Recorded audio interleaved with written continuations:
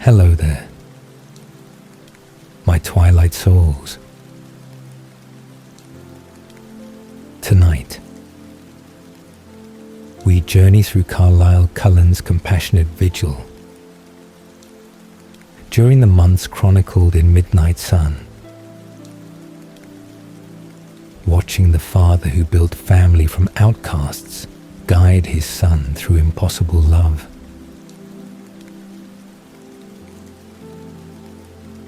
Carlisle Cullen spent 362 years learning that salvation comes through choosing compassion over instinct, even for predators designed to kill.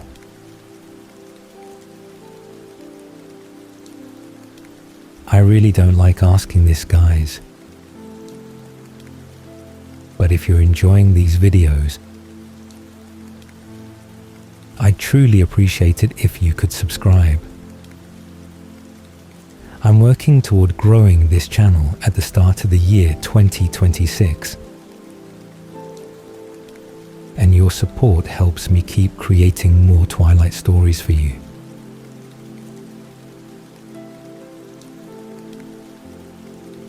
As you settle in, I'm curious where you're listening from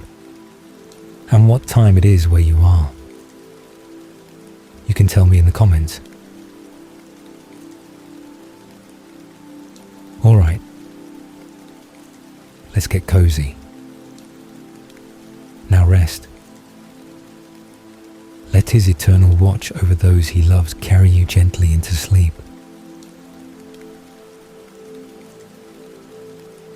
Carlisle Cullen stood at the second floor window of the Forks Hospital Administrative Wing on the 18th of January in 2005, watching the rain sheet against the glass in the endless grey drizzle that characterized the Olympic Peninsula's winter. And that made this place ideal for vampire residents, despite the isolation and despite the limited professional opportunities compared to the major medical centers, where his expertise would normally place him in positions of greater prestige and greater responsibility. His shift had ended an hour earlier, but he remained in the building reviewing patient charts and reviewing the staffing schedules that his position as newest physician on staff required him to manage, even though his centuries of medical experience made administrative work feel like distraction from the actual practice of medicine that still fascinated him. After 250 years of studying human physiology and studying the diseases and injuries that afflicted the species he had sworn to protect, despite being their natural predator, according to every biological principle that governed vampire existence. Edward had not come home the previous night after fleeing from Forks High School in the middle of the school day. His absence noted immediately by Alice, whose visions had been showing fragmented futures involving Edward and involving the new student Bella Swan, whose arrival in Forks had triggered unprecedented crisis in Edward's normally impeccable control and normally predictable routine.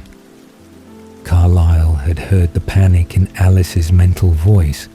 when she had called him at the hospital to report that Edward had driven away from school without explanation and without waiting for his siblings, who depended on Edward's vehicle for transportation home. Her precognitive gift, showing her two distinct possible futures that diverged based on decisions Edward had not yet made, and that Alice could not predict with certainty, because Edward's internal struggle was creating moment-by-moment choices that kept shifting the timeline in ways that made clear vision impossible. The first future Alice had seen showed Edward killing Bella Swan, the biology classroom becoming the site of violence that would require the family's immediate and permanent departure from Forks, and that would require extensive cover-up to prevent human authorities from investigating disappearance too thoroughly, or from discovering evidence that would point toward supernatural involvement, rather than toward more conventional explanations like runaway teenager or kidnapping by human predator. The second future showed Edward with Bella in some undefined relationship that Alice's visions could not clarify, because the path to that future remained obscured by Edward's continuing indecision about whether to pursue connection with the human girl, whose blood apparently sang to him in ways that made control questionable and made continued proximity dangerous beyond anything Edward had experienced during his 87 years as vampire, who had mastered discipline and who had returned to vegetarian lifestyle after his decade of rebellion had taught him that killing humans provided no satisfaction and provided no escape from the guilt that characterized his existence, regardless of whether he fed on humans or fed on animals.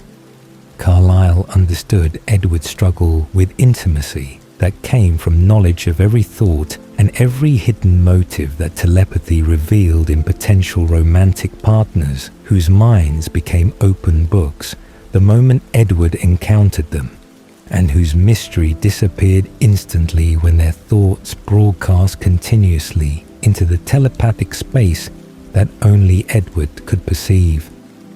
He had watched Edward refuse every opportunity for romance across the decades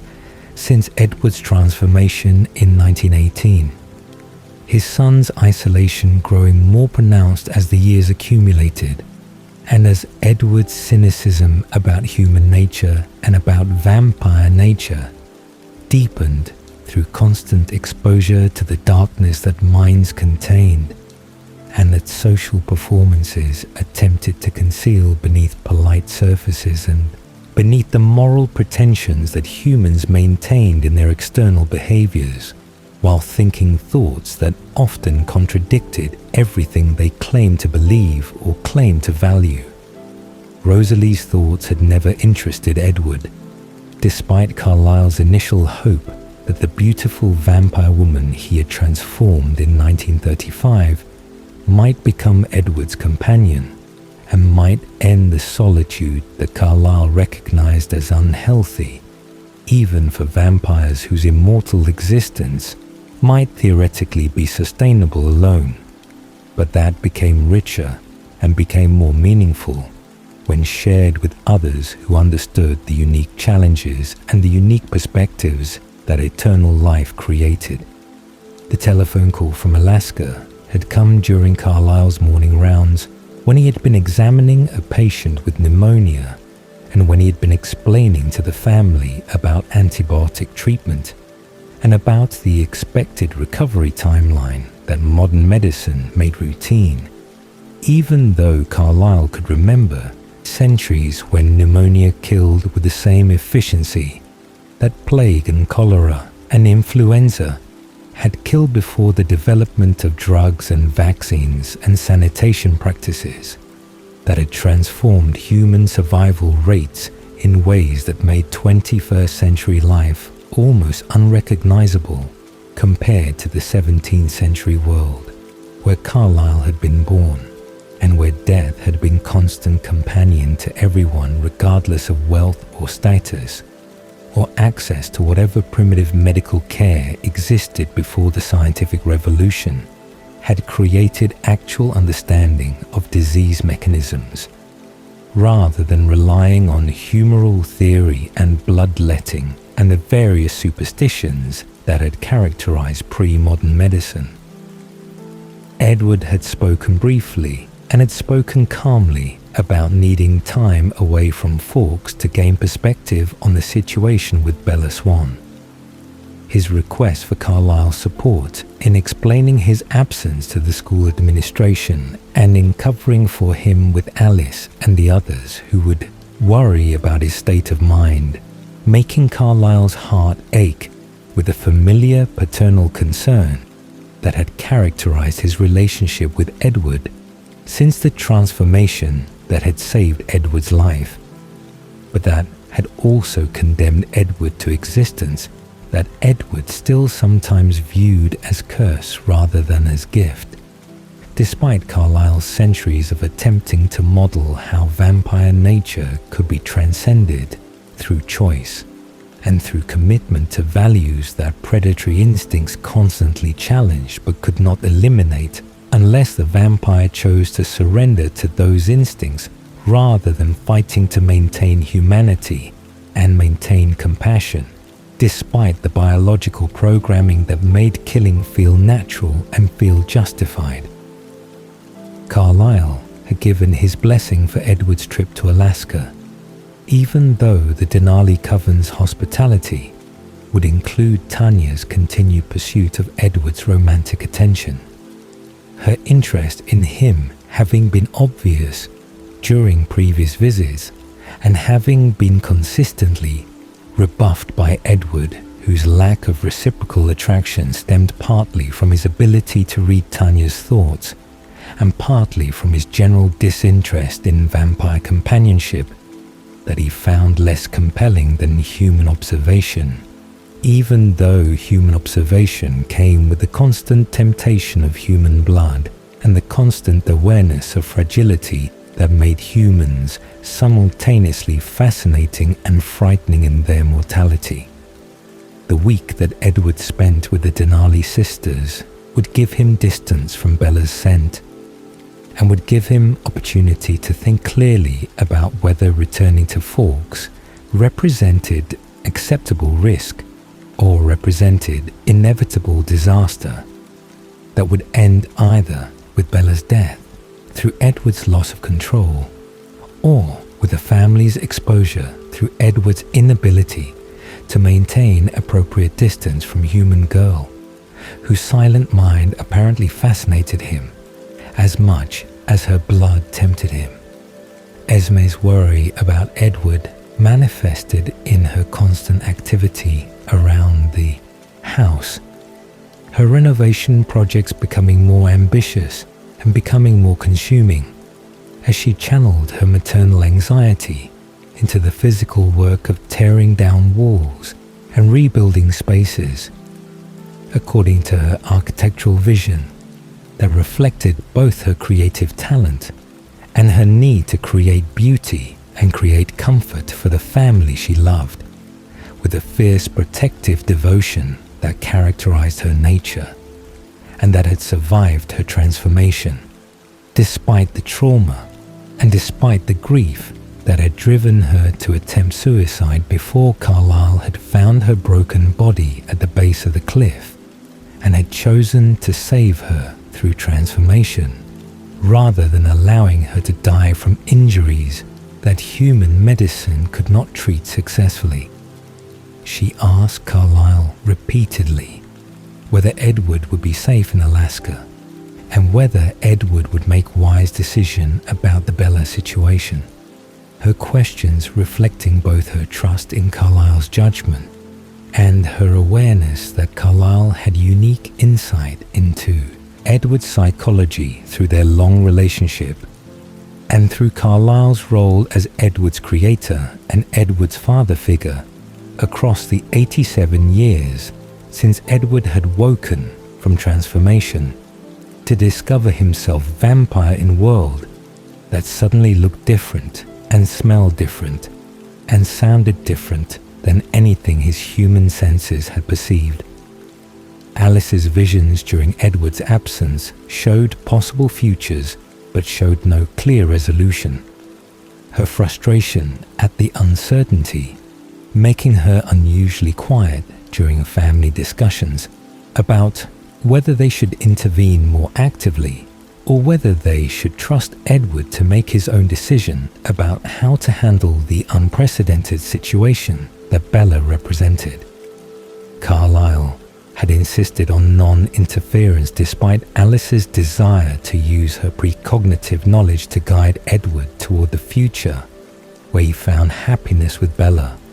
rather than the future where he killed her and fled in horror and guilt that would consume him for decades or centuries afterward in ways that would make his previous decade of rebellion seem minor by comparison. The principle of free will that governed Carlisle's philosophy extended to allowing Edward to make mistakes if necessary, rather than controlling his choices through family pressure or through Alice's visions that could predict outcomes, but that could not remove the necessity of individual choice and individual responsibility for consequences that choices created. Jasper's empathic reading of the family's emotional state during Edward's absence revealed the collective anxiety that everyone felt, even though they expressed it differently, according to their personalities and their relationships with Edward. Emmett's jokes about Edward finally finding a girl who interested him masked genuine concern about whether Edward's control was sufficient to handle prolonged exposure to Bella's scent, without eventually succumbing to the thirst that made every human heartbeat sound like invitation, and made every human scent trigger predatory responses that vegetarian lifestyle required constant effort to override. Rosalie's vindication at her previous warnings about involving themselves too closely with the humans came through clearly in her thoughts. That Carlisle could hear through Edward's telepathic relay when Edward had been present, and that Carlisle could infer from her behavior and her carefully neutral statements about the situation that avoided direct criticism while making her position obvious to everyone who knew her well enough to read the subtext beneath her words. Edward's return to Forks happened without advance warning on the 24th of January. His sudden appearance at school surprising Alice, whose visions had shown his return but had not shown the exact timing or the exact reasoning that had brought him back, despite the continued danger that Bella represented, and despite the week he had spent in Alaska, presumably gaining perspective that should have led to decision to stay away permanently, rather than to decision to return and to test his control through continued proximity to the human girl, whose blood called to him with intensity that no other human had ever matched. Carlisle had been in surgery when Edward returned, his focus on the appendectomy he was performing, preventing him from immediately sensing Edward's presence or immediately understanding what Edward's return meant for the family and for Bella, whose life now depended on Edward's ability to maintain discipline despite temptation that Edward himself had described as nearly overwhelming during their brief telephone conversations while Edward had been in Alaska. The conversation that evening in Carlisle's study happened after dinner that the family pretended to eat while actually discussing Edward's decision and Edward's plan for managing his relationship with Bella in ways that would protect her from himself, while allowing him to satisfy his curiosity about her, thoughts that remained hidden behind whatever shield her mind possessed that made her unique among all the humans Edward had encountered across his long existence. Edward had sat in the leather chair facing Carlisle's desk and had explained with careful rationality that sounded rehearsed rather than spontaneous, that he believed he could control his thirst for Bella's blood through the same discipline he had used to control his thirst for human blood. Generally, after returning from his rebellious decade, his confidence based partly on his success with that previous challenge and based partly on his certainty that killing Bella would destroy him psychologically in ways that would make continued existence unbearable and would make the guilt he carried from his approximately 100 human kills seem insignificant by comparison. Carlisle had listened without interruption, as Edward had outlined his strategy for sitting next to Bella in biology class, while maintaining maximum possible distance within the constraints of shared lab table, for holding his breath during the entire class period to minimize exposure to her scent, for focusing all his mental energy on not killing her, rather than on actually engaging with the class material that was merely excuse for the real challenge of existing in close proximity to human, whose blood promised satisfaction beyond anything Edward had imagined, and whose mind remained tantalizingly close to telepathic access that Edward craved almost as intensely as he craved her blood. The plan seemed barely adequate to Carlisle, whose centuries of experience with bloodlust and with the ways that thirst could overwhelm even the most determined vampire made him doubt whether sheer willpower would be sufficient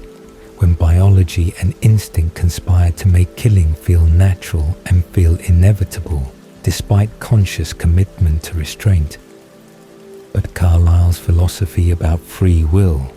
and about respecting individual autonomy extended even to situations where he believed the choices being made were dangerous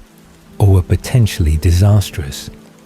His commitment to allowing his family members to make their own decisions rooted in his conviction that growth came through experience rather than through protection,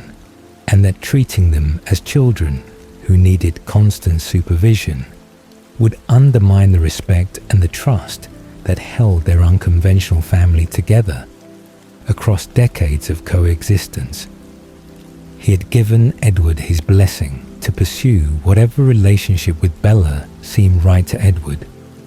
while extracting promise that Edward would leave immediately if control began to slip beyond the point where recovery was possible. The agreement representing compromise between Carlisle's protective instincts and his respect for Edward's right to make choices about his own existence and his own interactions with the human world, where they all lived, disguised as mortals, attending high school, and participating in community activities that required constant performance of humanity and constant suppression of vampire nature. The weeks following Edward's return brought daily reports from Alice, whose visions showed Edward's relationship with Bella developing in directions that suggested romantic attachment was forming despite the danger and despite the continued temptation that Bella's blood represented whenever they were together. Carlisle watched from distance as Edward began spending every possible moment with Bella, his nightly presence in her bedroom window, watching her sleep representing behavior that would be criminal stalking if Edward were human, but that Edward rationalized as protection and as attempt to understand through her sleep talking what her waking mind refused to reveal through the telepathic access that remained blocked regardless of how much time Edward spent in her presence. The ethical implications of the surveillance troubled Carlisle, who valued privacy and who recognized that Edward's inability to read Bella's thoughts did not justify invading her privacy through other means, but his intervention seemed both futile and hypocritical, given his own history of observing humans without their knowledge or consent. During his medical work, and during his long existence moving through human society while concealing his true nature. The Port Angeles incident, when Edward had saved Bella from potential assault by drunk men whose thoughts had revealed their violent intentions, brought the relationship into sharper focus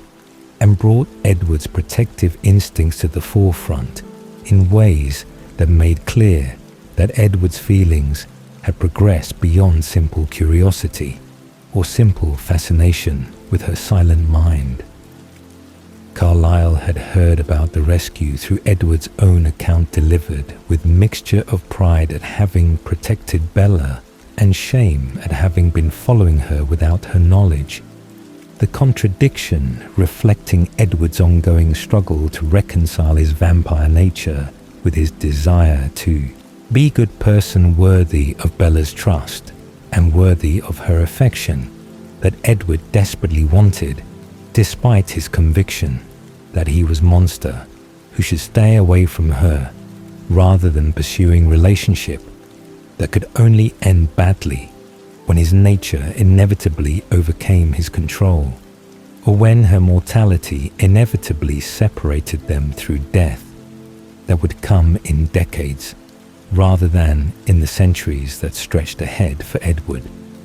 Carlisle's own memories of isolation before finding his family surface frequently during these weeks as he watched Edward experience the first genuine emotional connection since his transformation. The recognition that Edward's century of loneliness was finally ending through a relationship that might be dangerous and might be doomed, but that was also clearly bringing Edward happiness and bringing him sense of purpose beyond simple existence and simple adherence to vegetarian lifestyle that had sustained him but had never fulfilled him in ways that love apparently fulfilled, even when that love came with enormous risks and enormous complications. His conversations with Esme about Edward's transformation through love brought them closer as they shared parental joy at seeing their son finally finding what he needed, even if what he needed came wrapped in human fragility and came with expiration date that Bella's mortality imposed, unless transformation eventually made her Edward's equal rather than his eternally vulnerable beloved. The decision to invite Bella to meet the family represented a significant step in Edward's commitment to pursuing relationship despite the risks, his willingness to bring her into their home and to introduce her to his vampire family, indicating that he saw a future with her rather than seeing temporary fascination that would end when novelty wore off, or when difficulties became too great to justify continued involvement. Carlisle had prepared carefully for Bella's first visit, his role as family patriarch requiring him to make Bella feel welcome,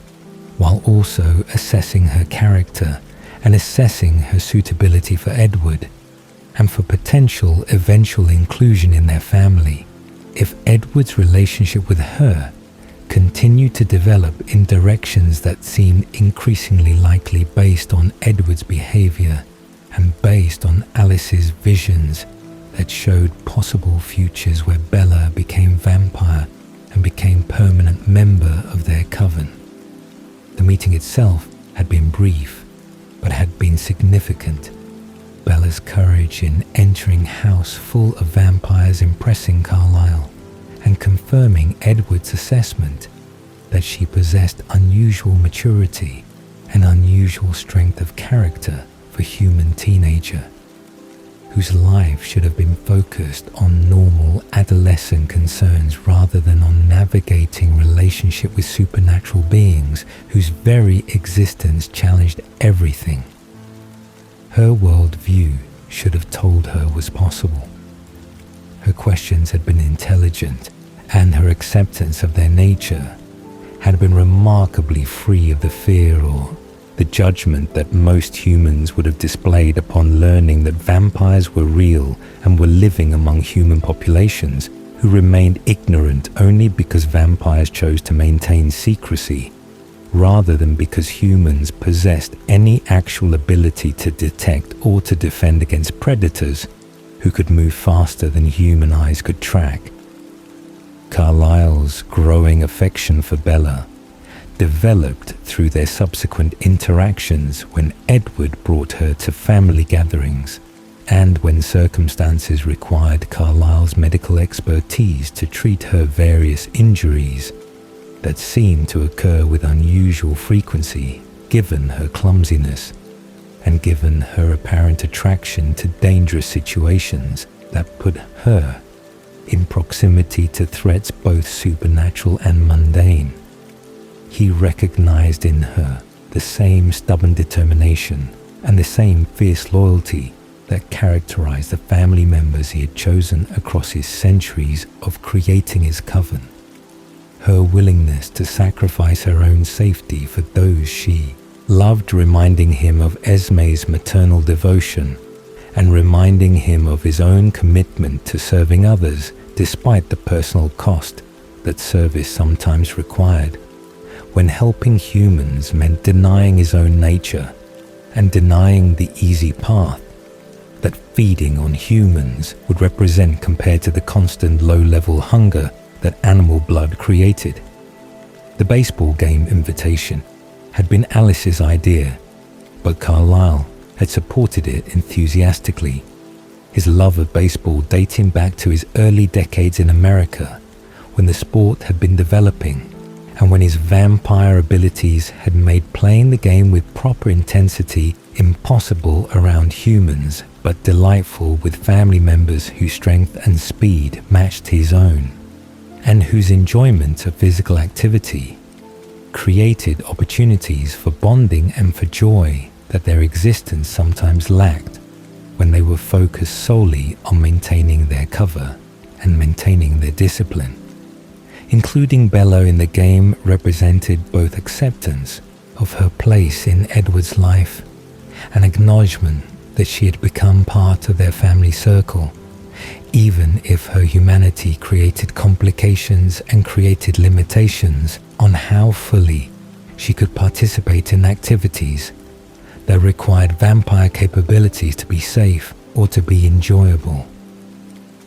Edward's absence from school on the day after Bella Swan's arrival in biology class had lasted only one day before his week-long flight to Alaska. But that single day of absence had been enough to create rumors among the student population and had been enough to concern Alice, whose visions showed fragmented possible futures that shifted too rapidly for her to interpret with any confidence about which timeline would manifest based on Edward's moment-by-moment decisions about whether to kill Bella or whether to attempt controlling his thirst through sheer discipline that might prove inadequate when tested by prolonged exposure to blood that sang to him with unprecedented intensity. Carlisle had spent that day performing routine examinations and performing minor surgical procedures at Forks Hospital,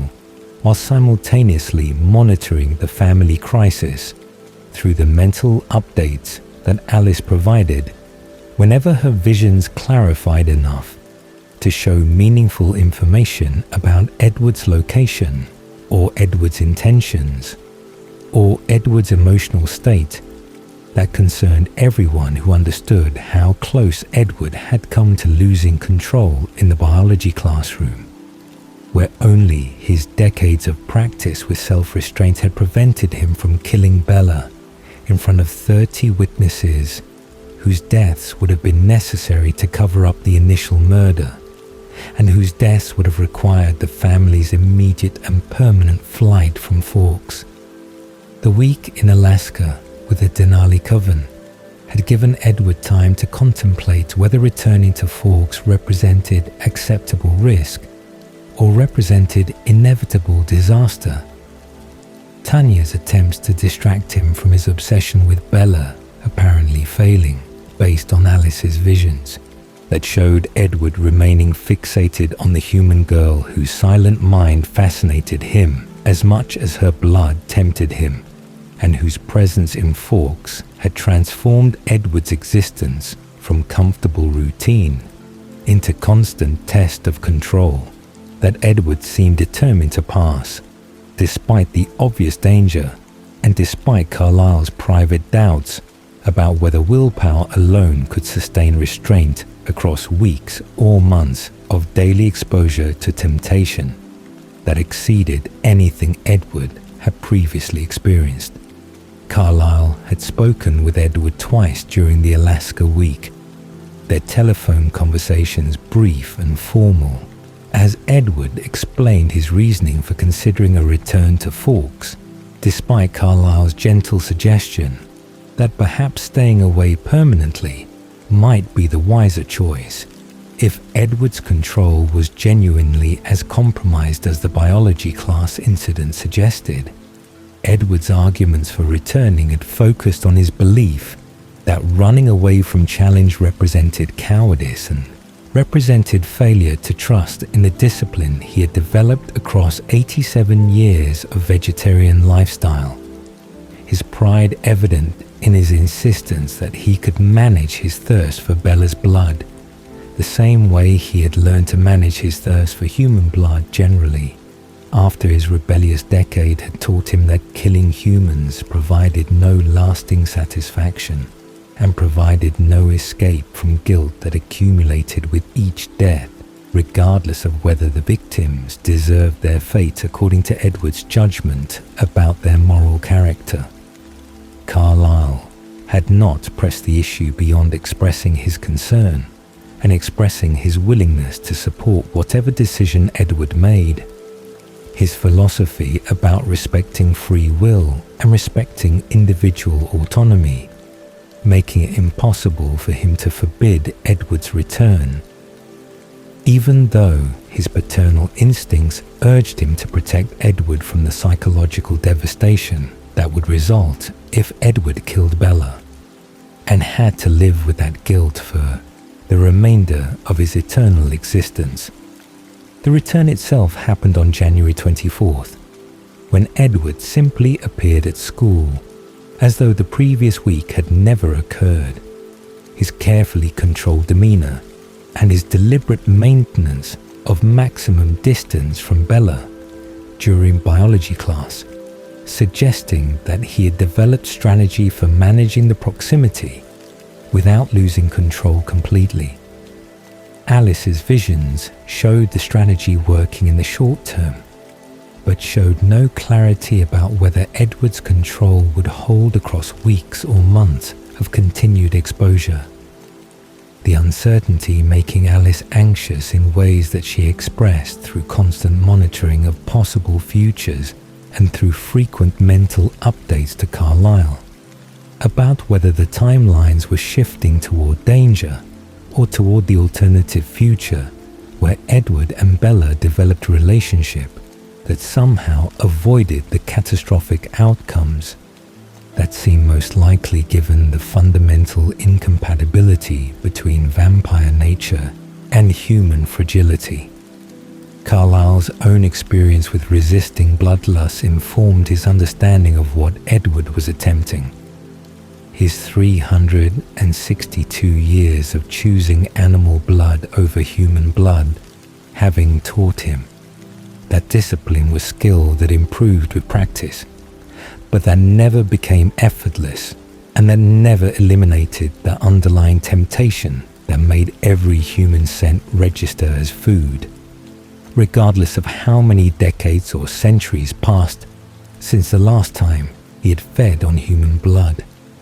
The difference between his situation and Edward's situation was that Carlisle had never encountered a human whose blood called to him with the specificity and the intensity that Bella's blood apparently called to Edward, his own thirst being generalized response to human blood as category, rather than being focused obsession with a particular individual whose scent triggered responses that exceeded normal vampire attraction to human prey, and that suggested something unusual about Bella's blood chemistry, or about Edward's specific sensitivity to whatever compounds made her scent so appealing. The medical literature that Carlisle had access to through his professional networks offered no explanation for why particular humans might appeal more strongly to particular vampires, the phenomenon being well documented in vampire lore and in vampire experience, but being completely unexplained by any scientific framework that Carlisle had encountered during his centuries of attempting to understand vampire physiology and vampire psychology through the lens of medical science that had advanced dramatically since his transformation in 1663, but that still had no framework for explaining supernatural beings whose existence contradicted fundamental principles of biology and physics. His own hypothesis was that individual variation in human blood chemistry created signature scents that some vampires found more appealing than others, in the same way that humans experienced individual variation in their responses to particular foods or particular sensory stimuli. But the hypothesis remained untested and untestable, given that controlled experiments would require deliberately exposing vampires to humans in ways that would create unacceptable risk of violence. The Port Angeles trip on the 8th of March brought Edward's protective instincts into sharp focus and brought his relationship with Bella to a new level of intimacy that Alice's visions had shown developing, but that Carlisle had not fully appreciated until Edward returned home that evening and described the rescue with mixture of pride and shame that characterized Edward's conflicted feelings about everything related to Bella. Edward had been following Bella without her knowledge throughout the evening, as she had gone to Port Angeles with her human friends Jessica Stanley and Angela Weber. His stalking behavior rationalized as protection, even though Carlisle recognized it as invasion of privacy that Edward would never have tolerated if their positions had been reversed, and if someone had been monitoring his activities without his consent or his awareness. The men who had approached Bella in the darkened street had been thinking thoughts that Edward described as vile and as clearly indicating intent to harm her through sexual violence that Edward had prevented by appearing suddenly in his Volvo and by projecting enough menace through his expression and his posture that the would-be attackers had fled rather than confronting the pale, beautiful young man whose presence carried weight that humans instinctively recognized as dangerous, even when they could not articulate why this particular teenager made their survival instincts scream warnings about predators. Edward's restraint in not killing the men despite his desire to do so represented significant exercise of control that Carlisle appreciated, even while questioning whether following Bella had been appropriate or whether Edward's protective behavior was crossing boundaries that healthy relationships required maintaining. The conversation that followed Edward's return home happened in Carlisle's study, where they could speak privately without the entire family listening through the walls that provided no actual privacy in a house full of vampires,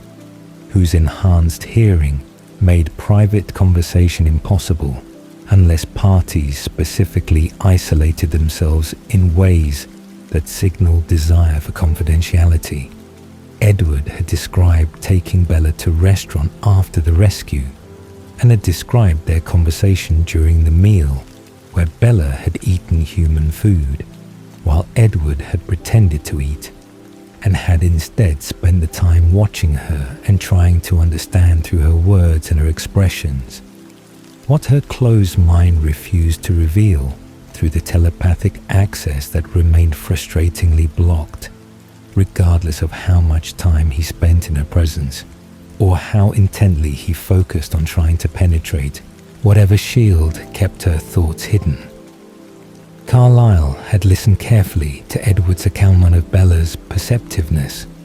and Bella's questions about how Edward had reached her in time to stop the van accident weeks earlier,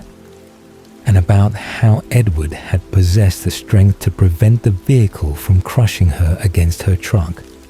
her inquiries revealing that she was actively investigating Edward's nature, rather than passively accepting the explanations he offered, or the facade of normalcy that the family maintained when interacting with humans who were supposed to remain ignorant about vampire existence. The intelligence that her questions demonstrated impressed Carlisle and concerned him simultaneously. His recognition that Bella was systematically working to identify what Edward was suggesting, that she would eventually arrive at correct conclusions through observation and through deductive reasoning, that her obvious intelligence supported even without direct evidence or without Edward's confirmation of her theories. Edward's admission that he was falling in love with Bella came hesitantly and came with immediate qualifications about how the relationship was impossible and how loving her made him a selfish monster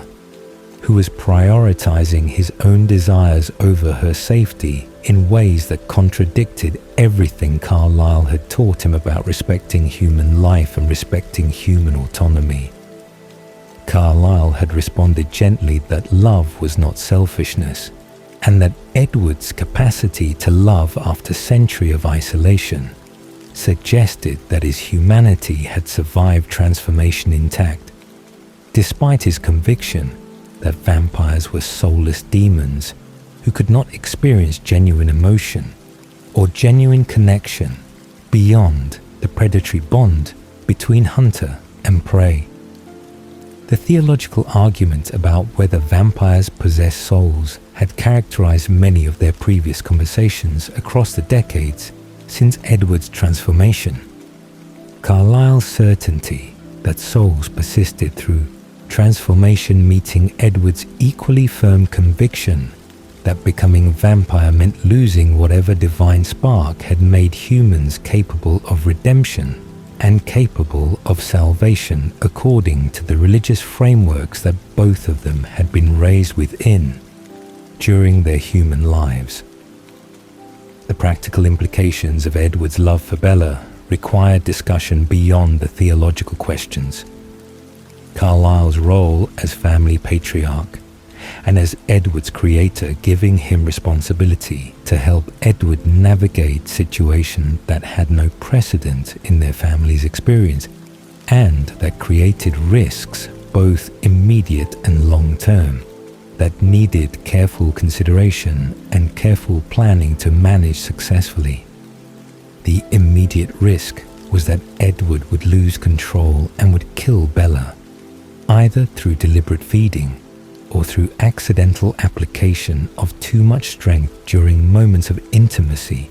that humans and vampires could theoretically share, but that required extreme restraint on the vampire's part to avoid crushing or breaking the fragile human, whose bones could snap under pressure, that would feel gentle to vampire, whose strength exceeded human capabilities by orders of magnitude that made every touch potentially lethal. The long-term risk was exposure of their nature to Bella, and through Bella to wider human community if she shared her knowledge with others, or if circumstances required her to explain Edward's abilities and Edward's nature in ways that would draw attention from human authorities or from other vampires who might view Bella's knowledge as violation of vampire law, requiring her death or requiring the Cullens' intervention to ensure her silence through transformation or through killing that Edward would never permit, and that would fracture the family if anyone attempted to harm her. Carlisle's own relationship with Aro and the Volturi created additional layer of complication because Aro's interest in collecting gifted vampires meant that any situation drawing Volturi attention to the Cullens would likely result in Aro attempting to acquire Edward and Alice for his guard, regardless of their wishes, or regardless of the family bonds that would be severed by their forced recruitment. Carlisle's decision to support Edward's relationship with Bella, despite the risks represented his faith in Edward's judgment and his faith in Edward's control that had been tested during the rebellious decade, and that had proven strong enough to bring Edward back to vegetarian lifestyle after experiencing the alternative and finding it wanting. His own loneliness before creating his family had taught him that isolation was worse than risk, and that connection with others made immortal existence bearable and made it meaningful in ways that solitary wandering could never achieve, regardless of how much knowledge or how much experience centuries of existence might accumulate. Edward deserved the chance to experience love and to experience partnership, even if that partnership came with enormous complications, and even if the most likely outcome was eventual heartbreak when Bella's mortality separated them, or when Edward's nature made continued relationship impossible to sustain. The conversation ended with Carlisle's blessing for Edward to pursue whatever relationship with Bella felt right, while maintaining awareness of the dangers and maintaining commitment to protecting her, not just from external threats, but from Edward himself, whose nature made him the greatest danger Bella faced, regardless of how much he loved her or how desperately he wanted to be good partner, worthy of her trust. Edward's gratitude was evident in his expression and in his thoughts that Carlisle could not read, but could infer from decades of knowing Edward and knowing how Edward processed complex emotions through the filter of his guilt and his self-loathing that made accepting happiness difficult,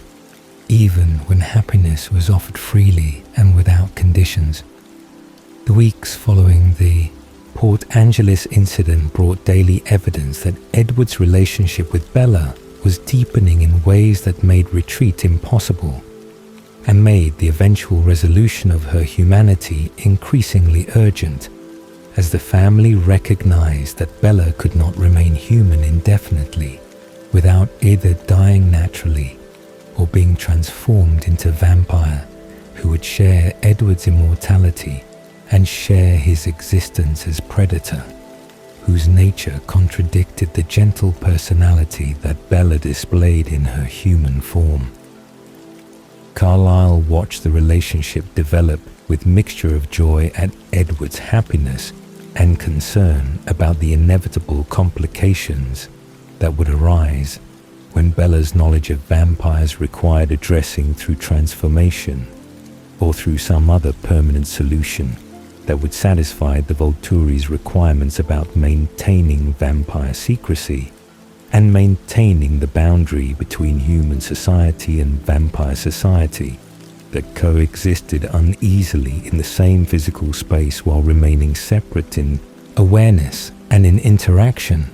except when vampires chose to reveal themselves to particular humans for particular reasons that usually involved feeding or involved the rare romantic attachments that occasionally formed between vampires and humans,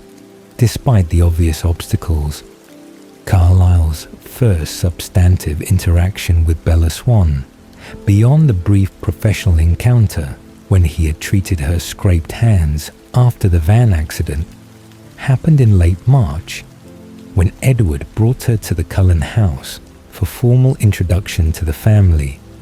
whose existence Edward had already revealed to her through careful conversations and through demonstrations of his supernatural abilities that had made denial impossible, even if Bella had wanted to maintain the comfortable fiction that Edward was simply unusually strong and unusually fast human, rather than vampire whose nature made him predator and made her natural prey, according to every biological principle governing their respective species. The invitation had been Alice's idea, but Carlisle had supported it immediately upon learning of the plan. His recognition that Bella had already become important to Edward, making formal welcome appropriate and making continued pretense that she was simply Edward's human friend from school unsustainable, when everyone in the family understood that Edward's feelings had progressed far beyond friendship and had entered territory that would eventually require permanent resolution through Bella's transformation or through some tragedy that would separate them when Edward's control failed, or when external circumstances made their relationship impossible to continue. The house had been prepared carefully for Bella's visit, with attention to details that would make human guests comfortable while simultaneously demonstrating the family's wealth and the family's refined tastes. That decades of accumulating resources and accumulating cultural knowledge had allowed them to develop beyond what most humans could achieve in single lifetime, limited by mortality and limited by the financial constraints that affected those who had not had centuries to build fortunes. Through careful investment and through the compound interest that made even modest initial capital grow substantially across decades or centuries of patient wealth management. Esme had arranged fresh flowers throughout the main rooms, even though flowers were purely decorative gesture for beings who did not need beauty or comfort in the ways that humans needed.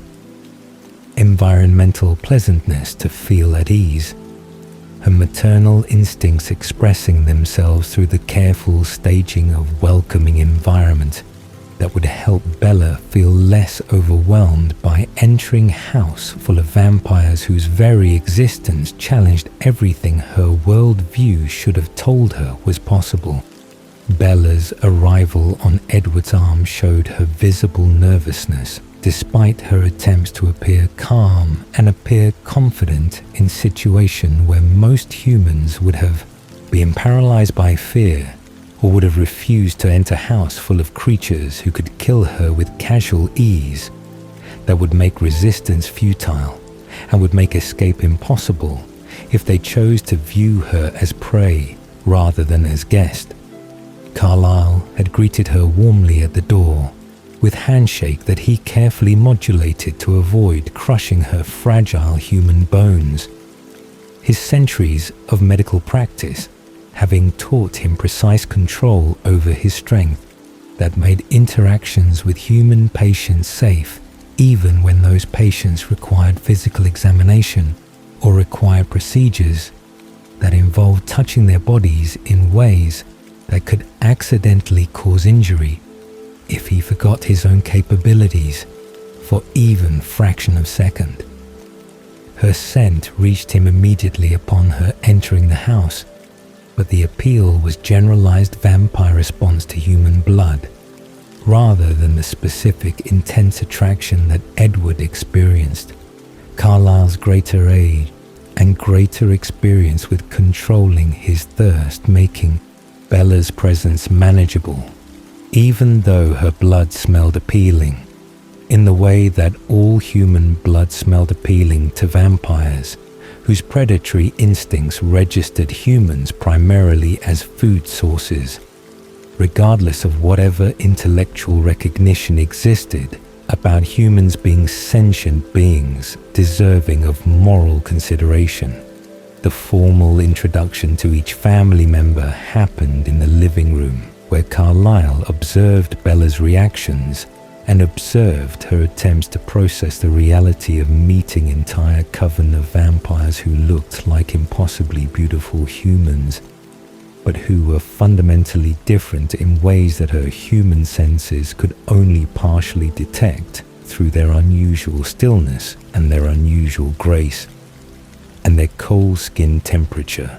that contradicted the warmth that living humans radiated through metabolic processes that vampires no longer possessed after transformation replaced biological life with supernatural existence.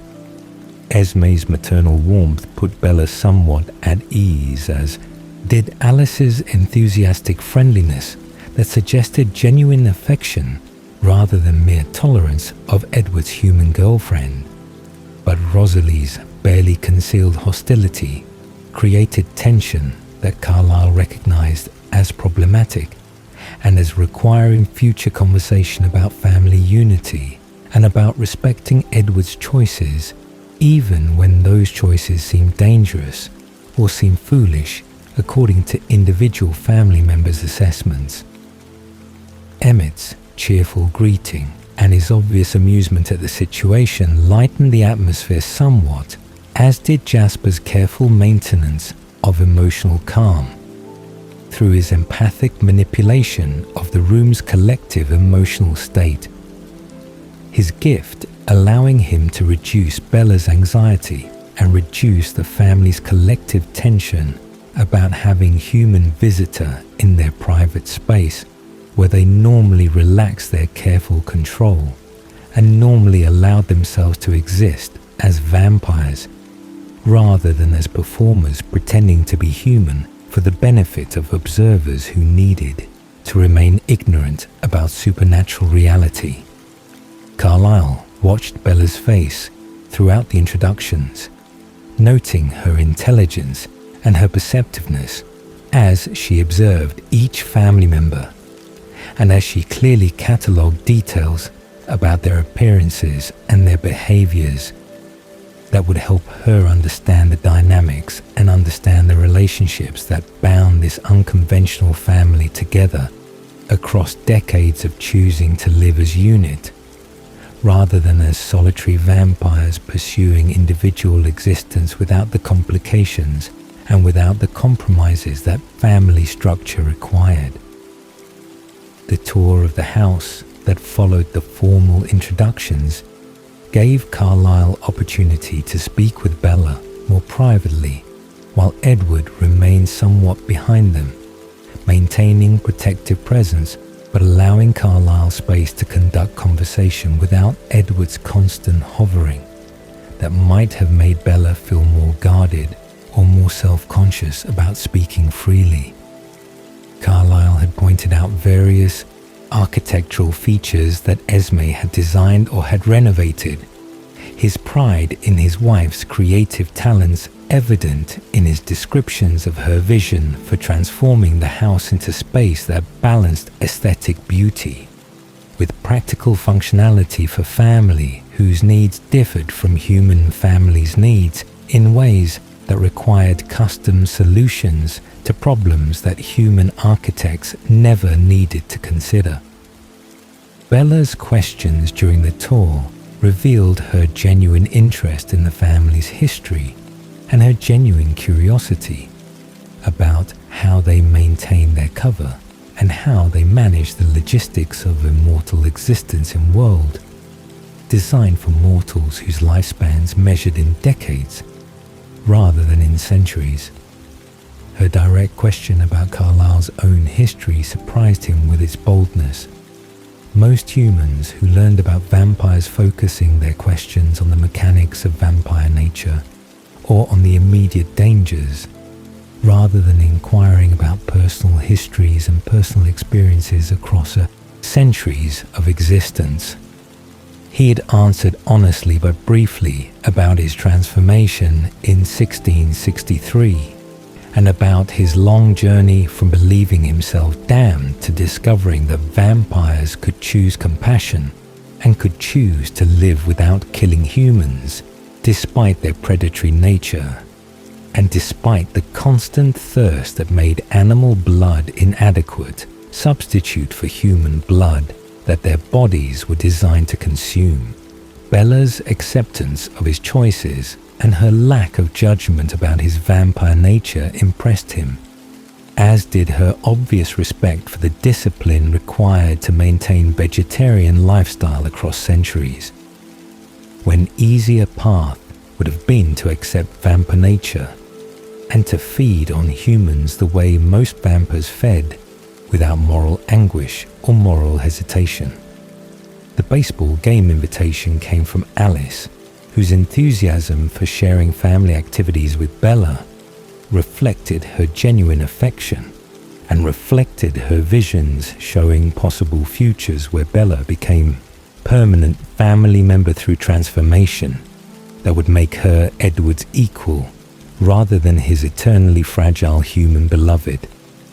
Carlisle had supported the invitation immediately, despite recognizing the risk that playing vampire baseball with human observer would create his own love of the sport dating back to early American decades when baseball had been developing and when the game had captured his imagination through its combination of strategy and athleticism, that vampire capabilities made more intense and made more spectacular than human versions of the same sport. The plan was to wait for thunderstorm that would mask the sound of vampire strength hitting the ball with force that would create noise loud enough to draw attention if played during calm weather. The meteorological requirements making opportunities for vampire baseball relatively rare in most climates, but relatively common in Forks, where storms rolled in frequently from the Pacific Ocean. Bella's agreement to attend the game, despite having no ability to participate beyond observation, suggested either remarkable courage or remarkable foolishness. Depending on perspective, her willingness to put herself in situation where she would be sole human among multiple vampires engaged in vigorous physical activity that might trigger predatory instincts through the excitement and through the adrenaline equivalent responses that competitive play created, even in vampires who had learned to control their hunting instincts through decades or centuries of practice. Carlisle's assessment was that Bella's courage outweighed her foolishness,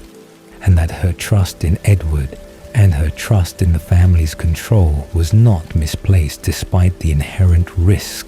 that her presence would create during activity that required them to unleash some of their supernatural capabilities, rather than maintaining the careful restraint that characterized their normal interactions with humans, who needed to remain unaware of exactly how strong and how fast vampires actually were beneath their beautiful human-appearing exteriors. The days leading up to the planned baseball game brought increasing domesticity to Edward and Bella's relationship, as she spent more time at the Cullen house, and as she integrated herself into family routines in ways that made her presence feel natural rather than feeling like intrusion or like temporary visitor who would eventually leave when novelty wore off. Carlisle found himself growing genuinely fond of Bella,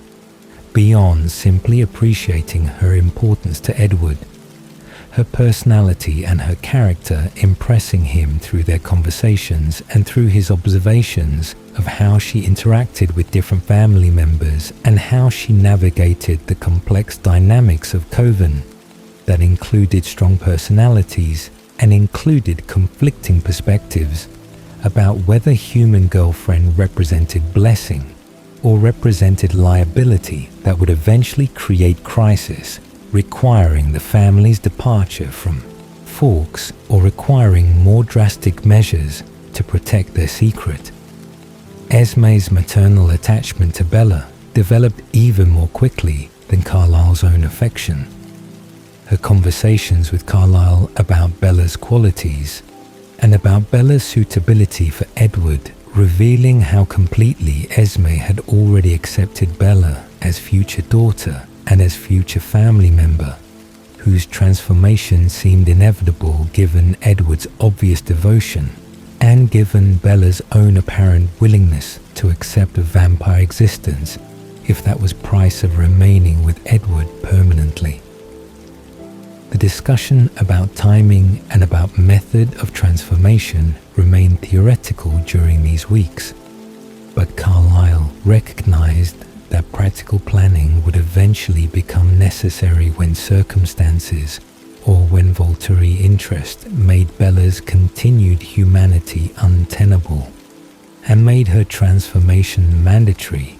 rather than optional choice that could be delayed indefinitely while Edward and Bella enjoyed whatever time remained in her human life. The thunderstorm arrived on schedule in mid-April, exactly when Alice's visions had predicted it would come. The dark clouds rolling in from the Pacific Ocean and bringing the heavy rain and the dramatic lightning strikes that would provide perfect cover for the sounds of vampire baseball played with supernatural strength and supernatural speed that would shatter normal equipment and would create noise loud enough to be heard for miles in any direction if played during calm weather. Carlisle had been looking forward to the game for weeks since Alice had first proposed including Bella as spectator. His genuine love of baseball making opportunities to play with his family precious,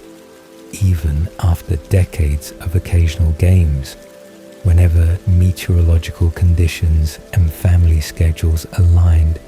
to permit few hours of unleashing their capabilities without the constant restraint that characterized their normal existence among humans, who required them to move slowly and to demonstrate only fraction of their actual strength to maintain the illusion of humanity that protected them from exposure and protected them from the questions that would arise if anyone witnessed what vampires could actually do when freed from the necessity of pretending to be bound by human limitations. The clearing they used for their games was located several miles from the nearest human habitation, deep enough in the Olympic National Forest that even the extraordinary noise of vampire baseball would be attributed to thunder by any hikers or campers who might be in the area, the isolation providing safety and providing freedom to play without constant monitoring of their surroundings or constant awareness that witnesses might appear and might observe activities that would be impossible to explain as normal human recreation. Carlisle arrived with Esme and with Bella in his Mercedes, Edward having run ahead with Alice and Jasper and Emmett and Rosalie, whose speed made vehicle transportation unnecessary when traveling through uninhabited wilderness, where they could move at full velocity without risk of being observed by humans, whose slower perception made vampire movement appear as blur rather than as distinct figure that could be identified or described to authorities. The field itself was natural clearing maintained by some combination of soil conditions and drainage patterns that prevented trees from establishing themselves in the open space that was roughly the size of a professional baseball diamond, though without any of the grooming or any of the infrastructure that human baseball fields possessed through deliberate landscaping and through regular maintenance. Carlisle took his position as pitcher with the ease of long practice, his role in the family games having been established decades ago when they had first begun playing baseball and when they had discovered that his control and his precision made him ideal for delivering pitches that challenged even vampire reflexes and vampire hand-eye coordination that far exceeded human capabilities. Esme served as referee from behind home plate, where Bella sat watching with expression that combined fascination and nervousness as she observed the game unfold with speed and with violence that made human baseball seem gentle by comparison. The crack of the bat meeting the ball sounded like thunder as Emmett connected with one of Carlisle's fastballs and sent it screaming into the forest beyond the outfield, where Rosalie and Edward were already moving to intercept before it could travel the mile or more that vampire strength could propel a baseball when struck with full force. Carlisle watched Bella's face light up with wonder as she witnessed the spectacle of vampires playing with their full capabilities unleashed. Her delight at seeing them enjoy themselves without the constant performance of humanity that characterized their interactions in Forks. Making Carlisle grateful that Edward had found someone who could accept them as they were, rather than requiring them to maintain facades even in their private moments together. The game progressed through several innings with the score remaining close, as both teams demonstrated skill and demonstrated the playful competitiveness that made family activities enjoyable and made the bonds between them stronger through shared experiences and shared joy. Alice's sudden stillness during Emmett's at-bat in the fourth inning signaled vision overtaking her consciousness, her precognitive gift showing her something that made her expression shift from pleasure to alarm in the instant before she gasped and turned to Edward, whose telepathic access to her thoughts gave him immediate understanding of what she was seeing in the possible futures that were suddenly shifting based on decisions being made by individuals who were approaching their location. Carlisle abandoned his pitcher's position immediately and moved to where Alice stood frozen with Edward beside her, his quiet question about what she was seeing, receiving Edward's terse response that 3 nomadic vampires were coming and were close enough that retreat was impossible without the nomads noticing their flight and potentially pursuing them back toward Forks, where human population would be endangered if confrontation occurred in populated area rather than in isolated forest clearing. The decision to stay and to greet the nomads peacefully represented Carlisle's default approach to encountering unfamiliar vampires, his centuries of experience having taught him that diplomacy usually succeeded where hostility would create unnecessary conflict and would create enemies who might otherwise have been neutral or might otherwise have been friendly if given opportunity to interact without immediate assumptions of territorial dispute or immediate assumptions of threat. He instructed the family to remain calm and to adopt welcoming postures rather than defensive stances that might be interpreted as aggression or might be interpreted as fear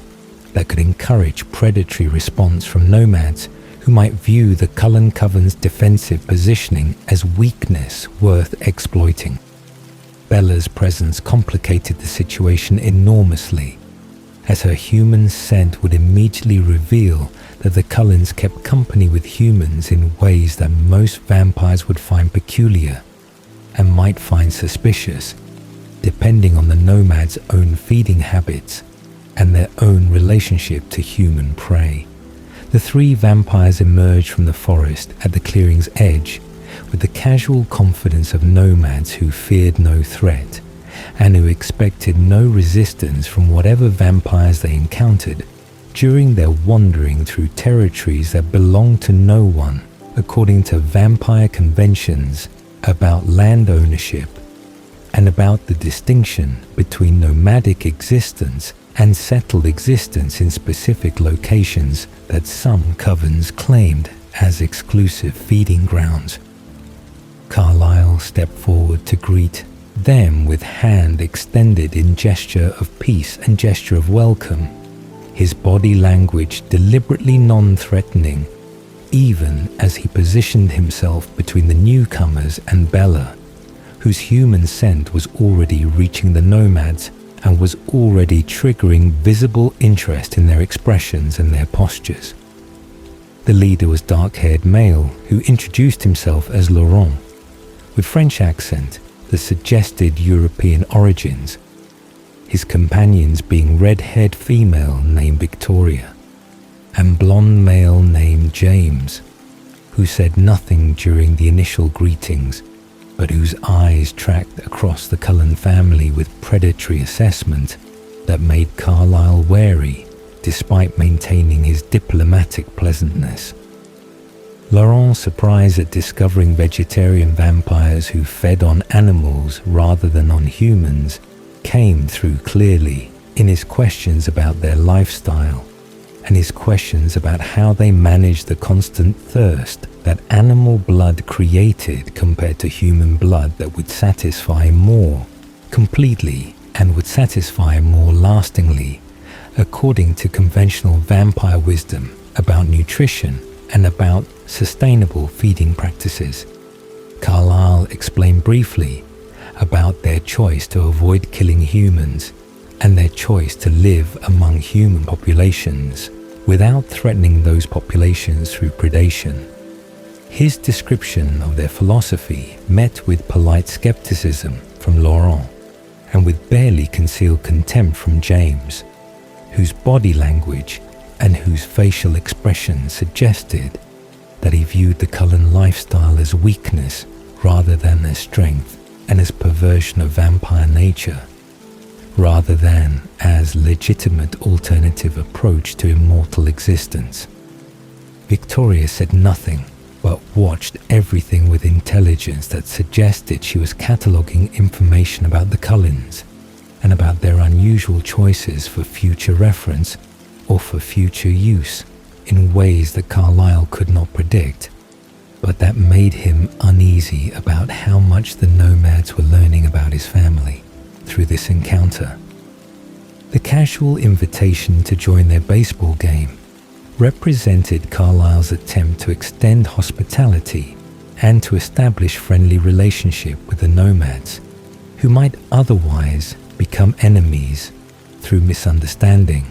or through the territorial disputes that sometimes arose when nomadic vampires passed through regions where settled covens had established feeding patterns and had established relationships with local authorities or local communities.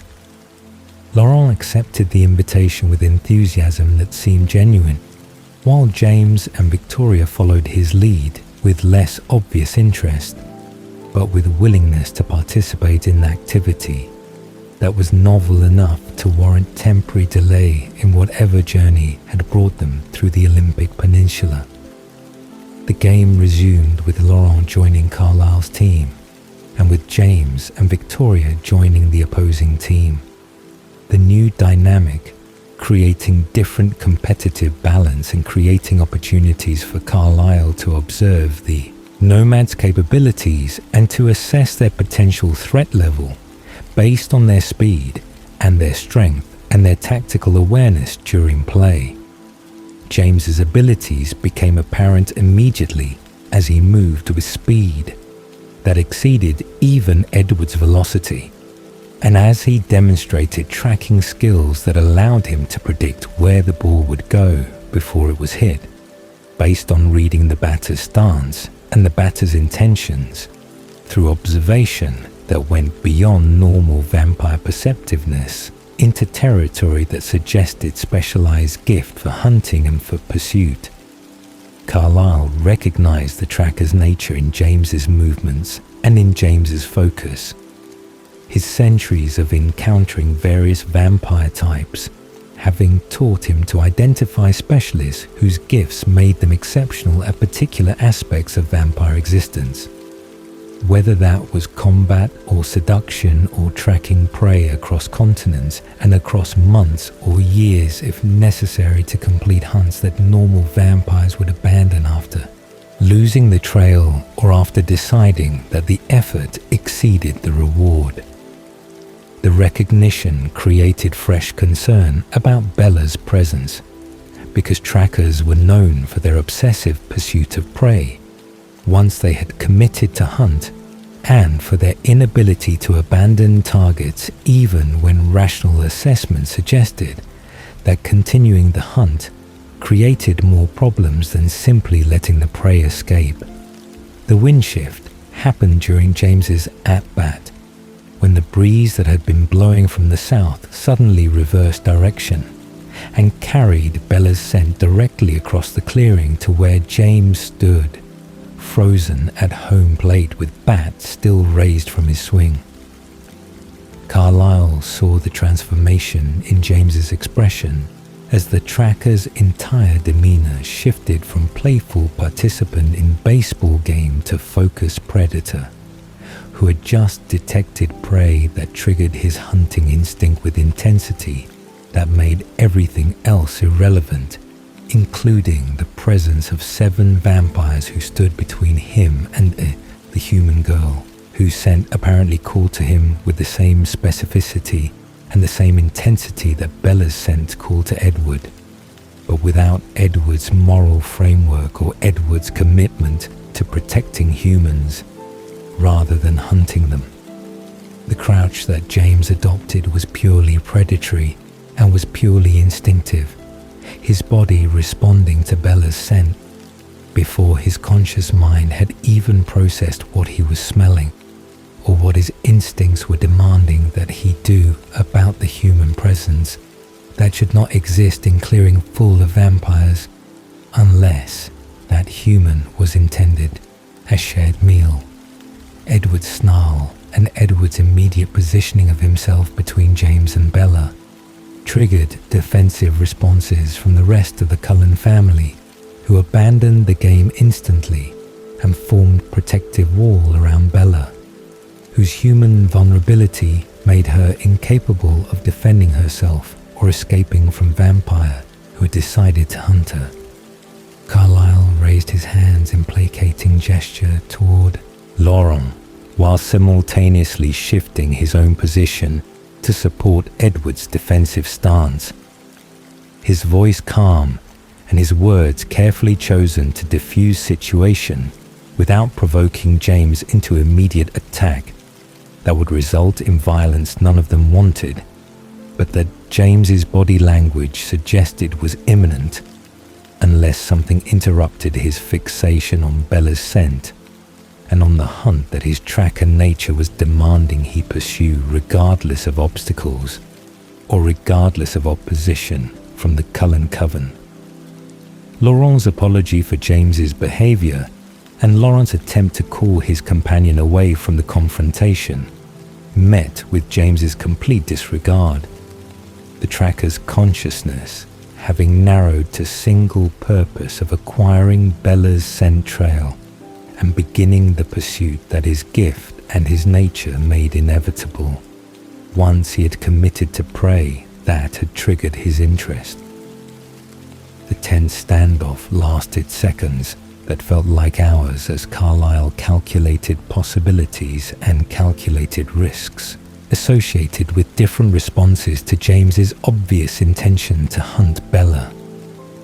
Despite the Cullens' clear protection of her, and despite the violation that hunting another Coven's human companion represented, according to vampire etiquette, and according to the informal rules that govern interactions between Covens who encountered each other in neutral territory. Victoria's hand on James's arm provided no restraint and provided no discouragement, her body language suggesting that she supported her mate's decision to pursue Bella and that she would assist him in the hunt, regardless of what opposition the Cullens mounted or what strategies they employed to protect Edward's human beloved from Tracker, whose reputation and whose skills made him nearly impossible to evade once he had locked onto target scent. Laurent's increasing nervousness about the situation that was deteriorating toward violence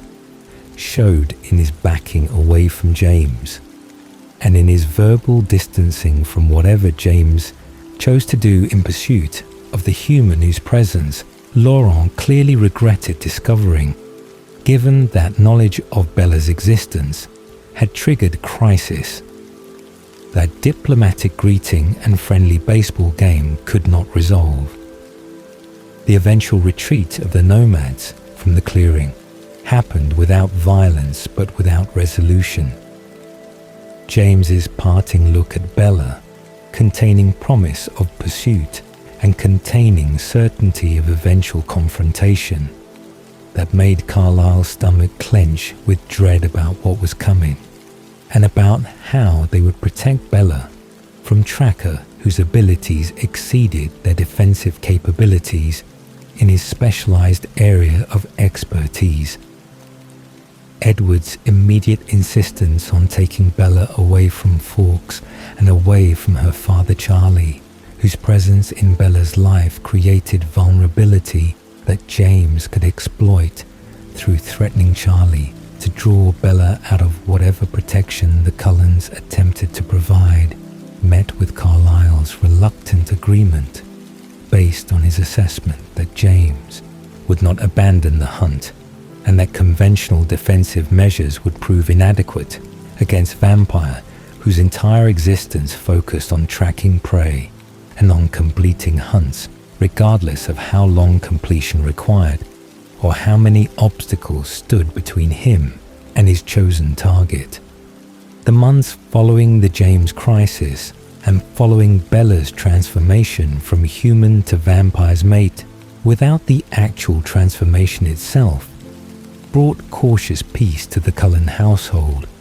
as Edward and Bella's relationship deepened into something that Carlisle recognized as permanent bond, regardless of Bella's continued humanity, that created ongoing tension about when transformation would occur and about who would perform it, when circumstances or when Volturi interest made delay impossible. The summer passed quietly with Bella spending increasing amounts of time at the Cullen house, and with the family adjusting to her presence in ways that made her feel like member rather than like visitor, whose humanity created constant awareness of her fragility and constant monitoring of everyone's control to ensure that no accident or no loss of discipline would result in her death through the same casual violence that had nearly occurred during the baseball game when Jasper's newness to vegetarian lifestyle had made his control more questionable than the control of family members who had decades or centuries of practice with resisting human blood. September 13 of 2005 arrived with significance that Edward felt acutely as the date marked Bella's 18th birthday and marked her transition into legal adulthood, while Edward remained frozen eternally at 17 years old in body. That transformation had preserved in 1918, when Spanish influenza had killed his human self, and when Carlisle's venom had created the immortal version, who now faced uncomfortable reality that his girlfriend was aging while he was not, and that the physical and social gap between them would only widen with each passing year until the situation became unsustainable or became obviously inappropriate in ways that their current 1-year age difference allowed them to ignore or to minimize. Carlisle had observed Edward's growing anxiety about Bella's aging throughout the summer months as her 18th birthday approached. His son's awareness that she was moving forward through normal human life stages,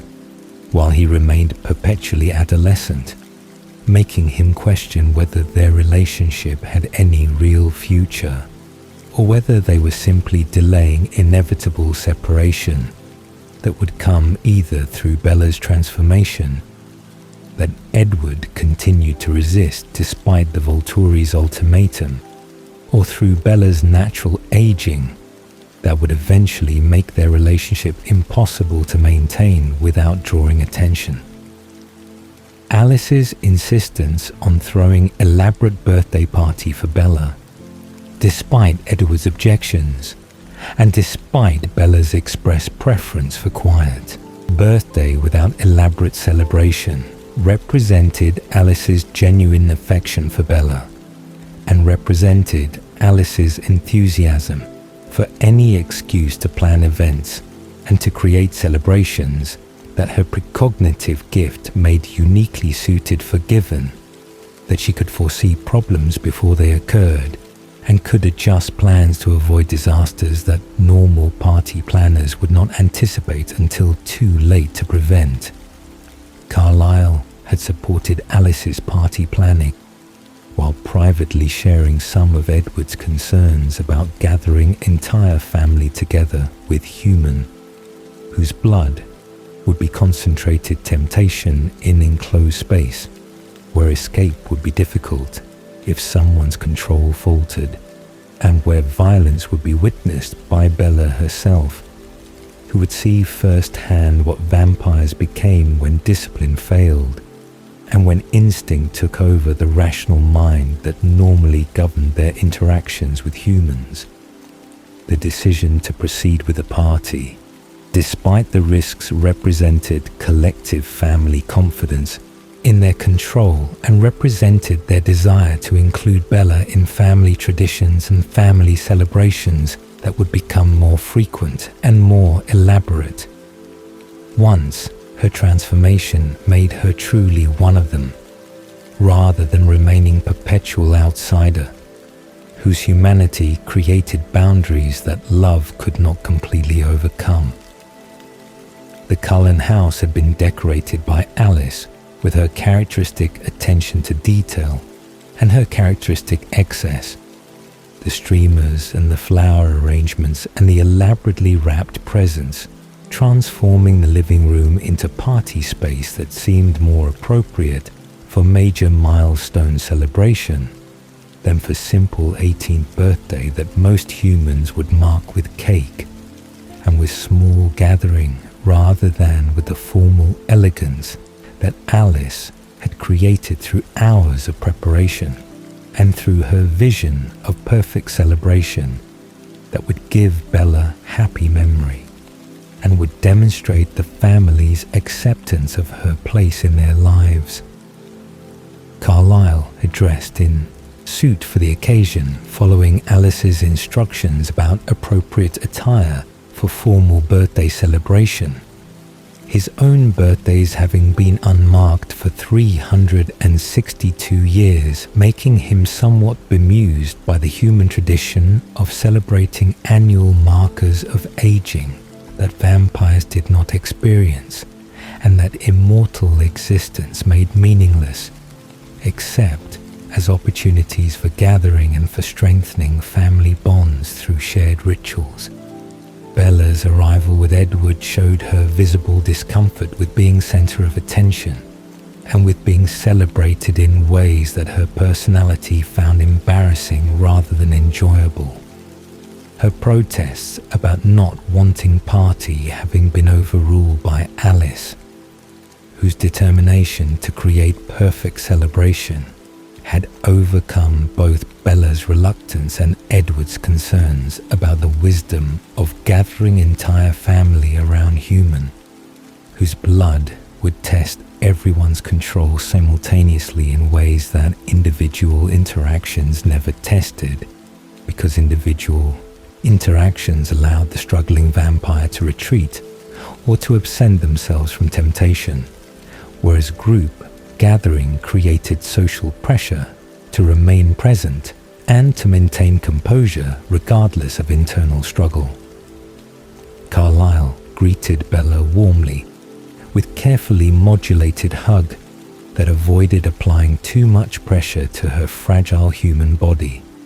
his medical awareness of human skeletal structure making him constantly conscious of how easy it would be to break bones or to bruise tissue through applications of force that would feel gentle to vampire whose strength exceeded human capabilities, by factors that made every physical interaction with humans require deliberate restraint.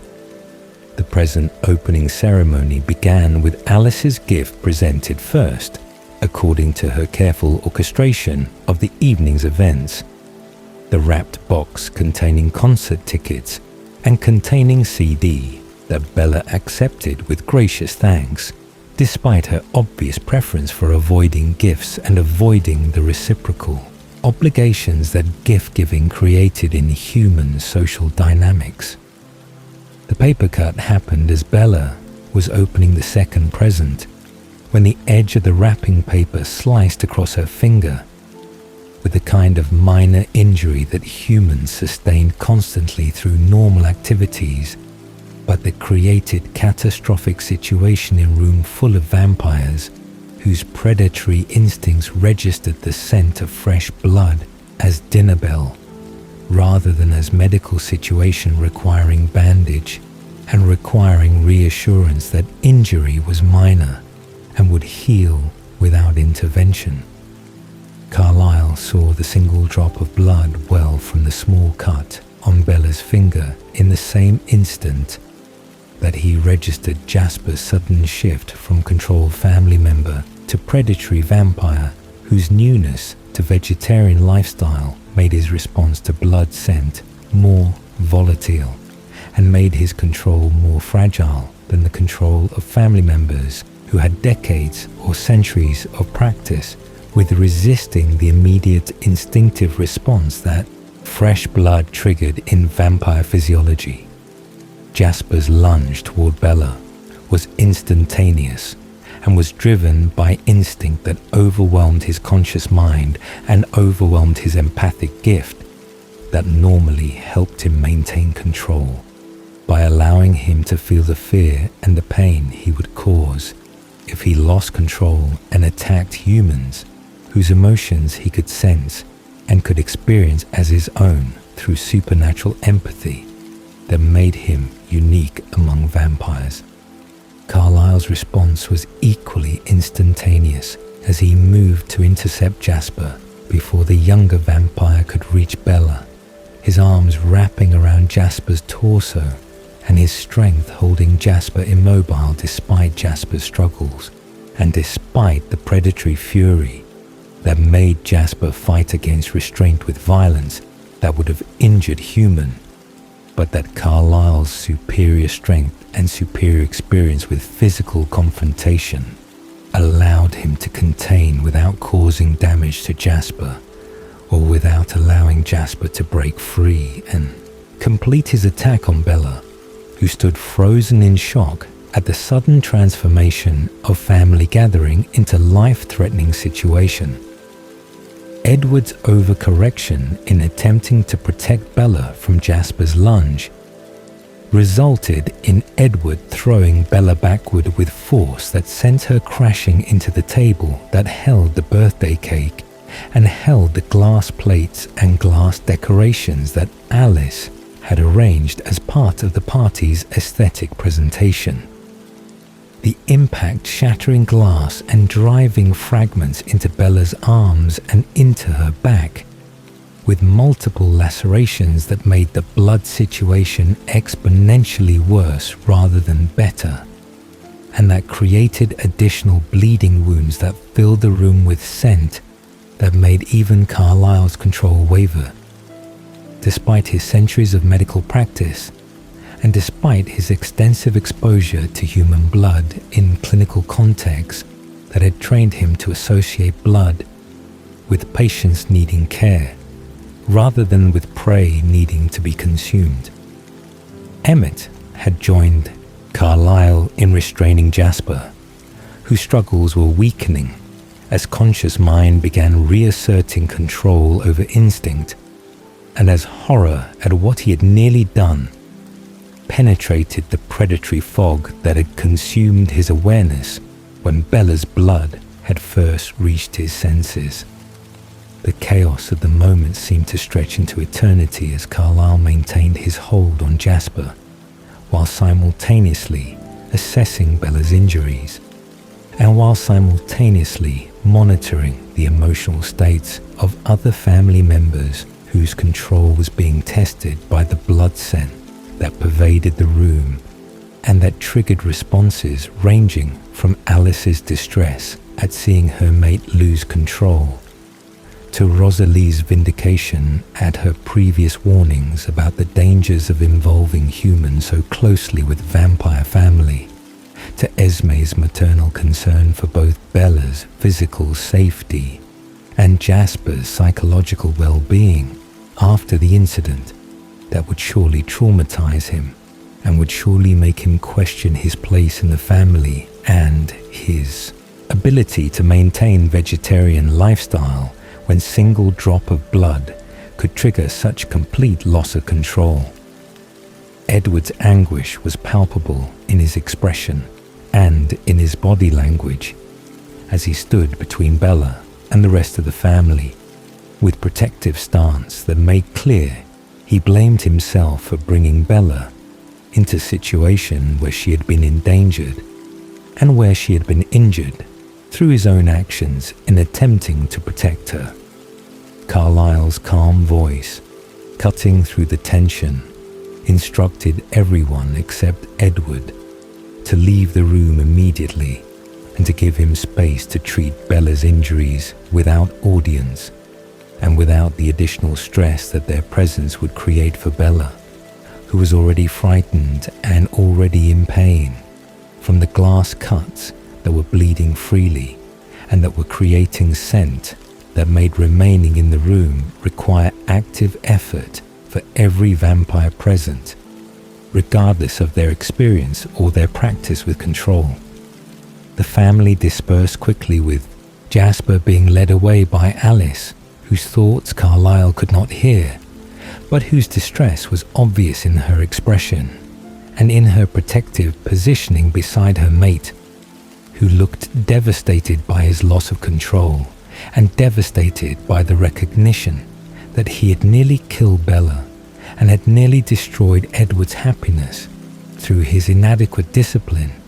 and his inadequate mastery of the thirst that 8 years of vegetarian lifestyle had not fully conquered, despite his genuine commitment to the Cullen way of life.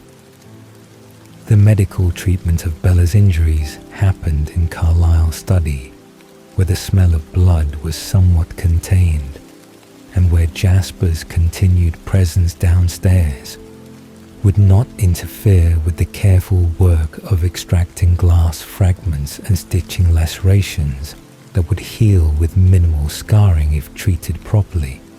but that would require Carlisle to handle Bella's bleeding wounds while maintaining perfect control despite temptation that her blood represented, even to vampire as disciplined and as experienced as Carlisle, who had centuries of practice and centuries of medical work that had exposed him to human blood in clinical contexts. Edward remained in the study watching Carlisle work with expression that combined gratitude for Carlisle's help and self-loathing for having caused the injuries. He was now watching Carlisle repair through careful suturing and through careful cleaning of wounds that glass had created, when Bella had impacted the table with force that Edward's vampire strength had imparted, without Edward properly calculating the trajectory or the velocity that would result from his protective instinct. The stitching proceeded methodically as Carlisle cleaned each wound and assessed the depth of each laceration before selecting appropriate suture technique and appropriate materials for closing injuries that range from superficial cuts, requiring only butterfly bandages, to deeper gashes requiring multiple layers of stitches to properly approximate the tissue edges and to minimize scarring that would otherwise result from inadequate closure or from infection that could develop if wounds were not properly cleaned before closing. Bella's stoicism during the procedure impressed Carlisle as she remained still and remained quiet despite the pain that suturing without anesthetic would necessarily cause. Her understanding that vampire physicians did not stock local anesthetics or pain medications, making her accept the discomfort without complaint and without the dramatic reactions that many patients displayed when undergoing procedures that involved needles and that involved the peculiar sensation of thread being pulled through tissue that most people found deeply unsettling, even when properly anesthetized. The conversation during the treatment remained minimal as Carlisle focused on his work and as Edward spiraled deeper into self-recrimination about having brought Bella into vampire world and about having exposed her to dangers that her humanity made her vulnerable to in ways that vampire girlfriend would never experience, because vampire bodies did not bleed from paper cuts and did not shatter glass through impact, and did not require stitches or medical care for injuries that would heal automatically through supernatural regeneration, that made vampire existence physically invulnerable to most forms of damage. Carlisle offered quiet reassurance that the injuries were not serious, and that Bella would heal completely within weeks. His medical assessment intended to comfort both Bella and Edward, whose guilt was obviously consuming him, and whose thoughts were clearly turning toward the conclusion that leaving Bella might be necessary to protect her from future incidents where his presence or his family's presence created dangers that her normal human life would never otherwise encounter. The family meeting that happened after Bella had been treated and had been sent home with Edward escorting her despite his visible reluctance to be near her when his control felt compromised by the evening's events, revealed the divisions and revealed the disagreements that the birthday disaster had exposed among family members, whose commitment to keeping Bella safe varied based on their individual relationships with her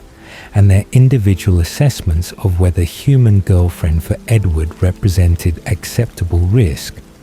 or represented dangerous liability. Rosalie's vindication was obvious in her thoughts and in her barely moderated statements about having warned against involving Bella so closely with their family. Her position that the birthday party had proven her warnings correct, receiving support from the evening's events that had demonstrated vulnerability of having human present during family gatherings, where control could fail and where failure could result in Bella's death, or could result in exposure of their nature through violence that would be difficult to explain away. Edward's decision to leave Bella emerged from the birthday disaster, but had been developing throughout the summer as he watched her age and as he contemplated the impossibility of their long-term future together. His conviction that she would be safer without him and would be happier without him, based partly on rational assessment of dangers that his presence in her life created, and based partly on self-loathing that made him believe she deserved better than vampire boyfriend, whose nature made him monster, regardless of how carefully he controlled his thirst, or how completely he avoided killing humans in his current lifestyle. Carlisle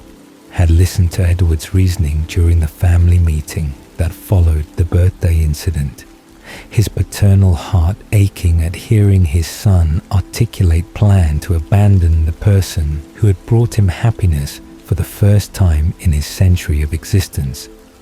But his philosophy about respecting free will and respecting individual autonomy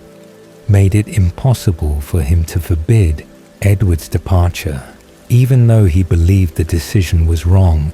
and believed that leaving Bella would cause more harm than staying with her,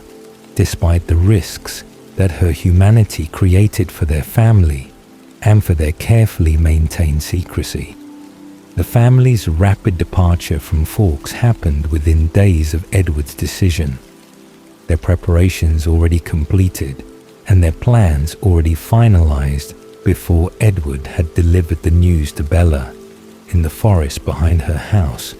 where he had brought her specifically to end their relationship in location, away from witnesses who might intervene or might provide her with immediate support after Edward's abandonment. Carlisle had sold the house through transaction that Alice had arranged before they even needed to arrange it. Her precognitive visions having shown her the necessity of rapid departure and having given her time to prepare the logistics that would allow them to leave Forks without loose ends, and without suspicion about the beautiful family that had arrived mysteriously and had departed just as mysteriously after less than a year of residence in the small town. His resignation from Fawkes Hospital had been painful, given that his position there had been fulfilling and had allowed him to practice medicine in community that genuinely needed his expertise. But the necessity of supporting Edward's decision and the necessity of maintaining family unity made staying in Fawkes impossible once Edward had committed to leaving Bella and to removing all traces of Cullen presence from her life. The move to Ithaca in New York provided the family with a new location and new identities for another cycle of high school attendance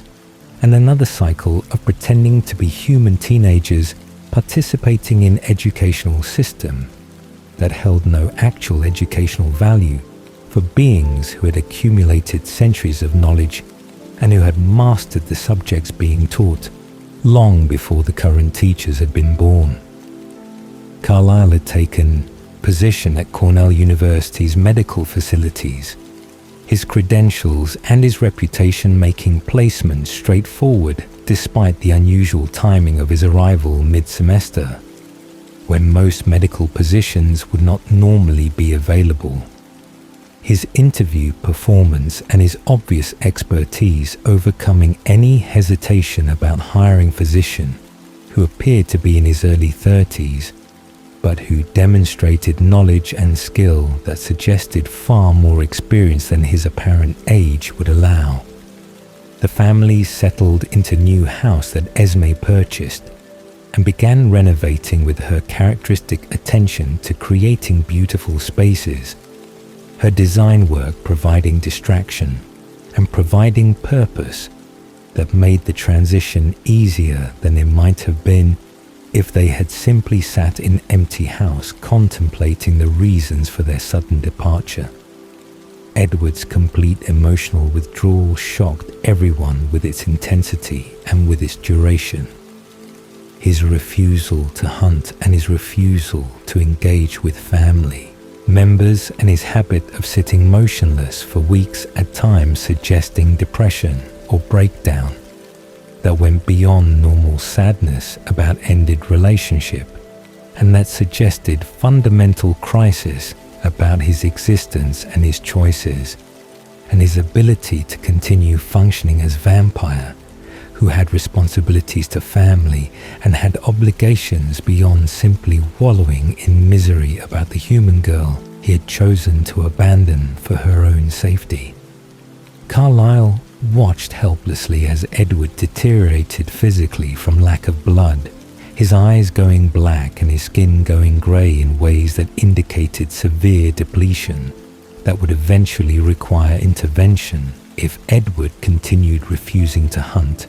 or refusing basic self-care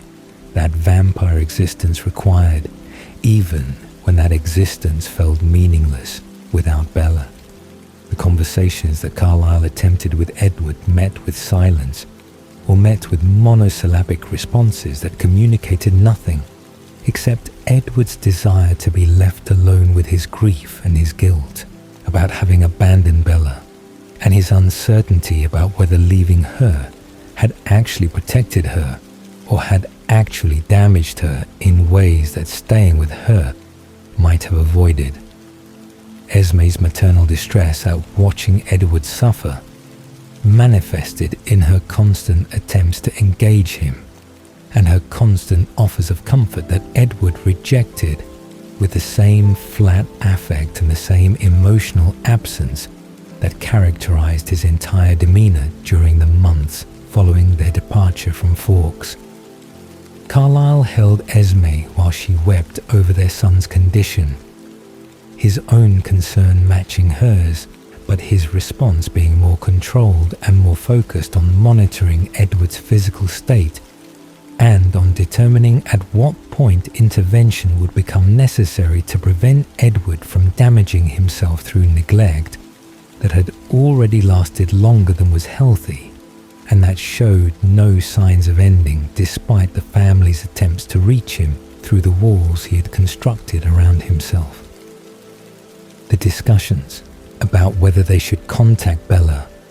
or should at least verify that she was alive and was recovering from Edward's abandonment were contentious, with Alice advocating for contact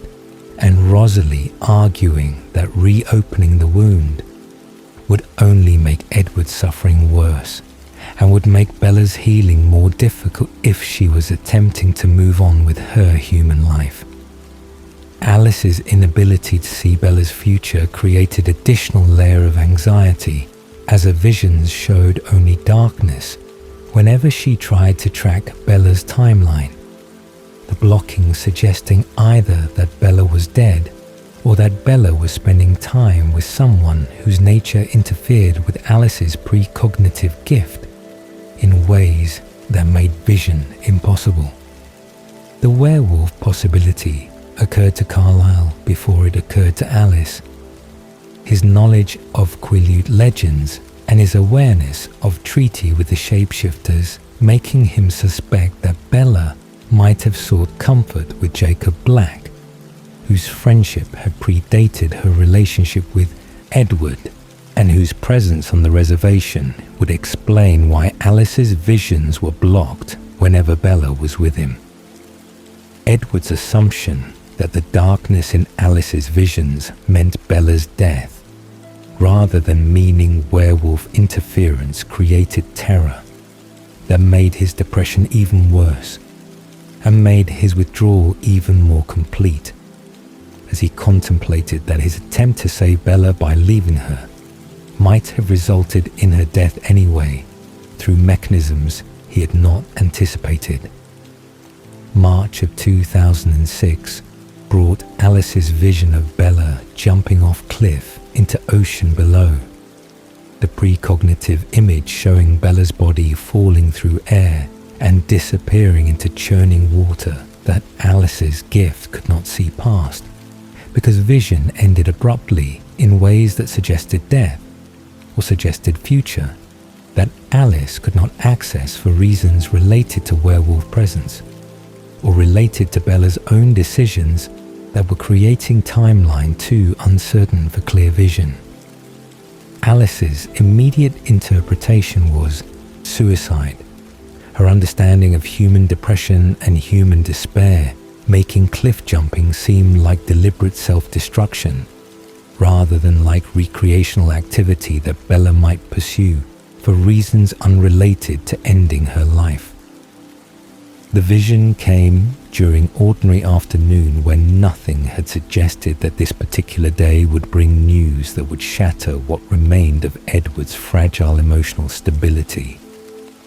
Alice's gasp and a sudden departure from school indicating emergency that required immediate attention and required immediate action to verify what her vision had shown. Carlisle had been in surgery when Alice's vision occurred, his focus on the procedure he was performing preventing him from immediately understanding what Alice's frantic departure meant or what crisis was unfolding that would eventually pull Edward into suicidal despair and would eventually require Alice's desperate intervention to prevent Edward from successfully provoking Volturi into executing him. The telephone call from Alice came hours later after she had driven to Forks to verify Bella's death and to attend whatever funeral Charlie would arrange. Her report that Bella had drowned and that Charlie was at funeral creating confusion that would later be revealed as miscommunication about whose funeral Charlie was attending when Alice had called Bella's house and when Jacob Black had answered with deliberate vagueness designed to keep vampires away from Forks and away from Bella, whose recovery from Edward's abandonment Jacob viewed as fragile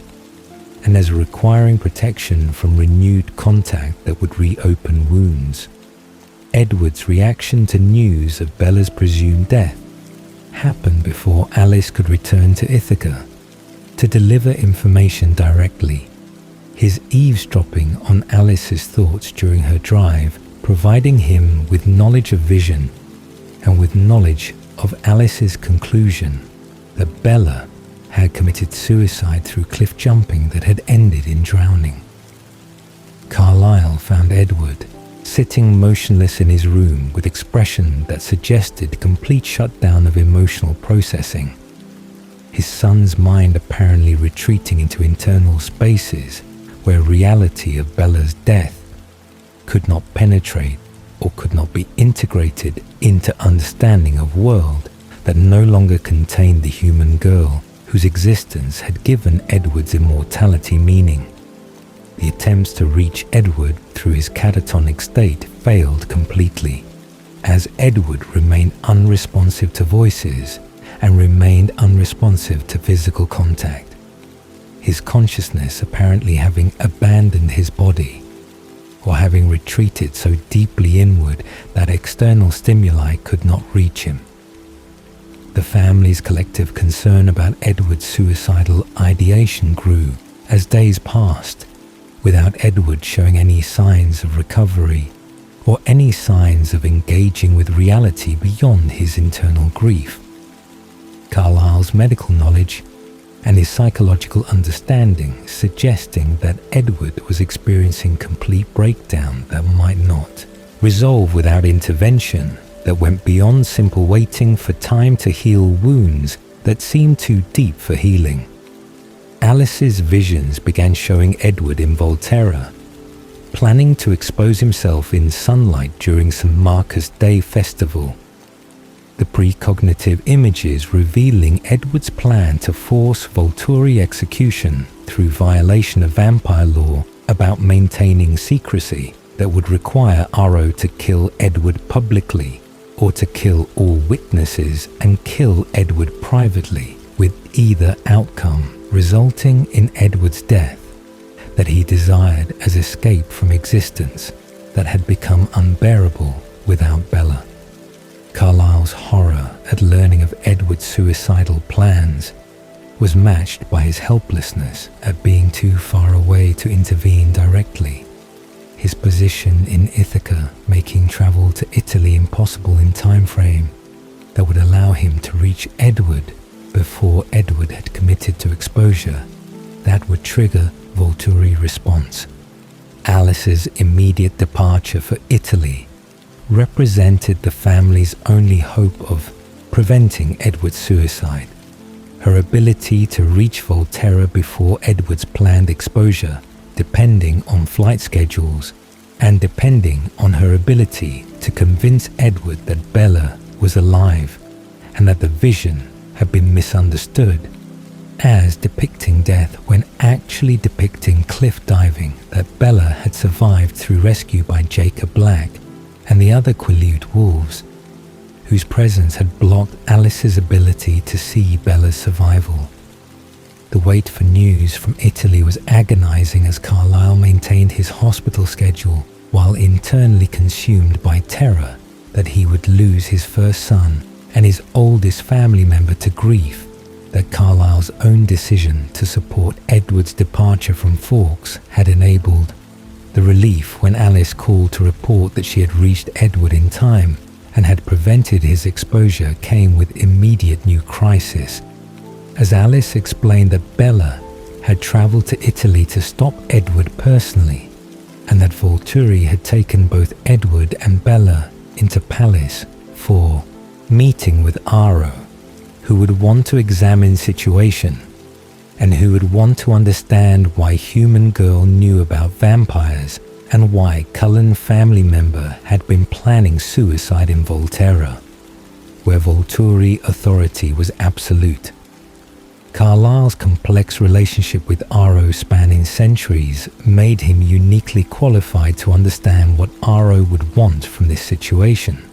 and how Aro would use Edward's vulnerability and Bella's knowledge as leverage to acquire gifted vampires that Aro had coveted since learning of their existence decades earlier, when Carlisle had first told him about his talented adoptive son and his precognitive daughter. The ultimatum that Alice reported after their escape from Volterra was exactly what Carlisle had feared. Aro's mandate that Bella must be transformed or must be killed, representing compromise between Aro's desire to acquire Alice and Edward for his guard, and Aro's obligation to enforce vampire law about humans who knew too much about vampire existence. The family meeting to vote on Bella's transformation happened immediately upon Edward and Bella and Alice's return from Italy. The decision requiring formal process, despite everyone understanding that refusing transformation would mean Bella's death and would mean Edward's certain suicide if Bella died through Volturi execution. Carlisle voted yes immediately after Edward's anguished no. His reasoning focused on Bella's demonstrated worthiness and Bella's own clear desire for transformation that made denying her choice seem cruel, regardless of Edward's theological concerns about souls and damnation. The conflict between Carlisle and Edward about the vote represented rare, serious disagreement between father and son, whose relationship had been characterized by mutual respect and by alignment on most significant questions across their 87 years together. Edward's anger at Carlisle's support for Bella's transformation stemmed from Edward's conviction that Carlisle, above all others, should understand that vampire existence meant damnation and meant loss of soul that made transformation into gift of eternal life, but rather curse of eternal death disguised as continued existence. Carlisle's patient explanation that he disagreed fundamentally with Edward's assessment of vampire nature and that he believed souls persisted through transformation met with Edward's dismissive rejection, based on Edward's certainty that his own experience of being vampire proved that damnation was real, and that whatever Carlisle believed about redemption was wishful thinking rather than theological truth. The spring of 2006 brought reports of unusual vampire activity in Seattle filtering through the network of contacts that Carlisle maintained across North America and across the wider vampire community, whose informal communication systems allowed information about threats and about unusual events to spread rapidly despite the lack of formal organizational structure governing vampire society beyond the Volturi's enforcement of fundamental laws about secrecy and about the creation of immortal children, whose existence threatened exposure through their inability to control supernatural strength or control supernatural appetites that made them dangerous to humans and dangerous to vampire secrecy.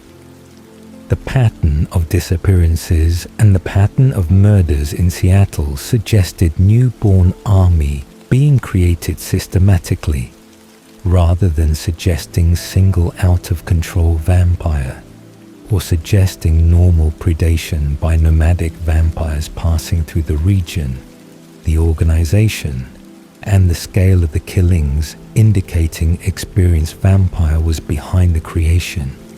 and was planning something that required significant force to accomplish, whether that was territorial conquest or whether that was attack on specific target, that conventional vampire capabilities would be insufficient to overcome. Carlisle's extensive knowledge of vampire history and vampire politics made him immediately recognize the signature of newborn army creation, his centuries of existence having exposed him to various conflicts and various power struggles that had employed newborn vampires as disposable soldiers whose superior strength during their first year of vampire existence made them formidable despite their lack of training and their lack of control, that made them volatile and made them difficult to manage even for experienced vampires who understood newborn psychology and who possessed gifts or possessed skills that allowed them to maintain authority over newly transformed vampires whose bloodlust and whose aggression exceeded anything older vampires typically displayed. The Southern Vampire Wars that had consumed Mexico and the American Southwest during the 1800s had been fought primarily with newborn armies, the conflicts over territory and over feeding grounds creating demand for soldiers who could be created quickly and could be deployed immediately despite their lack of sophistication or their lack of loyalty beyond their immediate creator's control. The analysis of the Seattle situation through Alice's visions and through reports from other vampires who had noticed the unusual activity led Carlisle to conclude that someone was creating newborns deliberately with military purpose, rather than creating them accidentally through careless feeding or creating them for companionship as some lonely vampires did when isolation became unbearable and when creating progeny seemed like solution to eternal solitude. The systematic nature of the disappearances and the systematic timing of the murders suggested planning and suggested coordination that random newborn rampage would not display.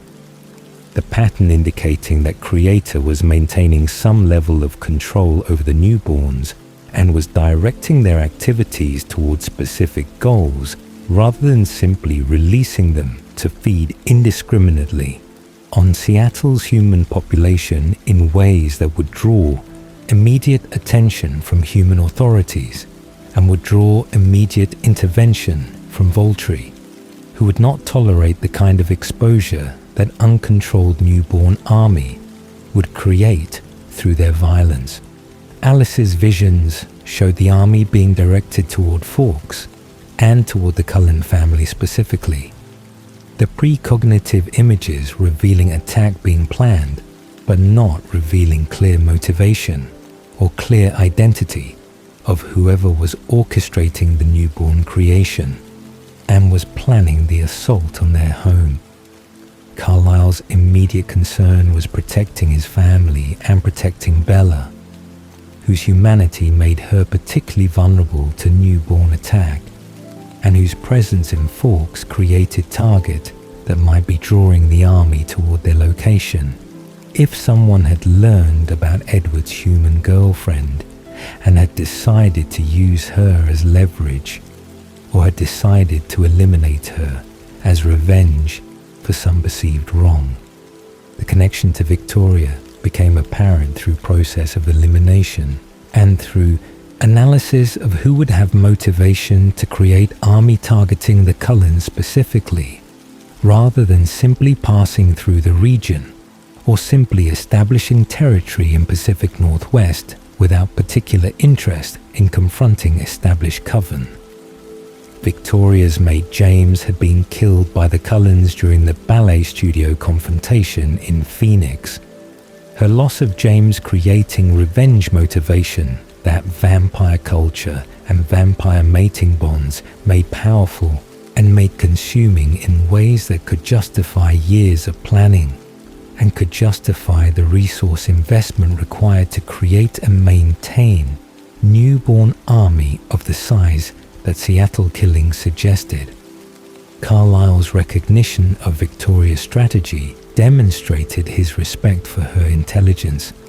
and demonstrated his concern about facing an opponent who possessed both tactical skill and personal vendetta that made her dangerous beyond what her individual capabilities would suggest. The tracker's mate seeking revenge through systematic attack, using overwhelming force, showed sophistication that Carlisle had not credited Victoria with during their previous encounters. Her ability to stay hidden from Alice's visions through constantly changing her decisions, making her difficult to track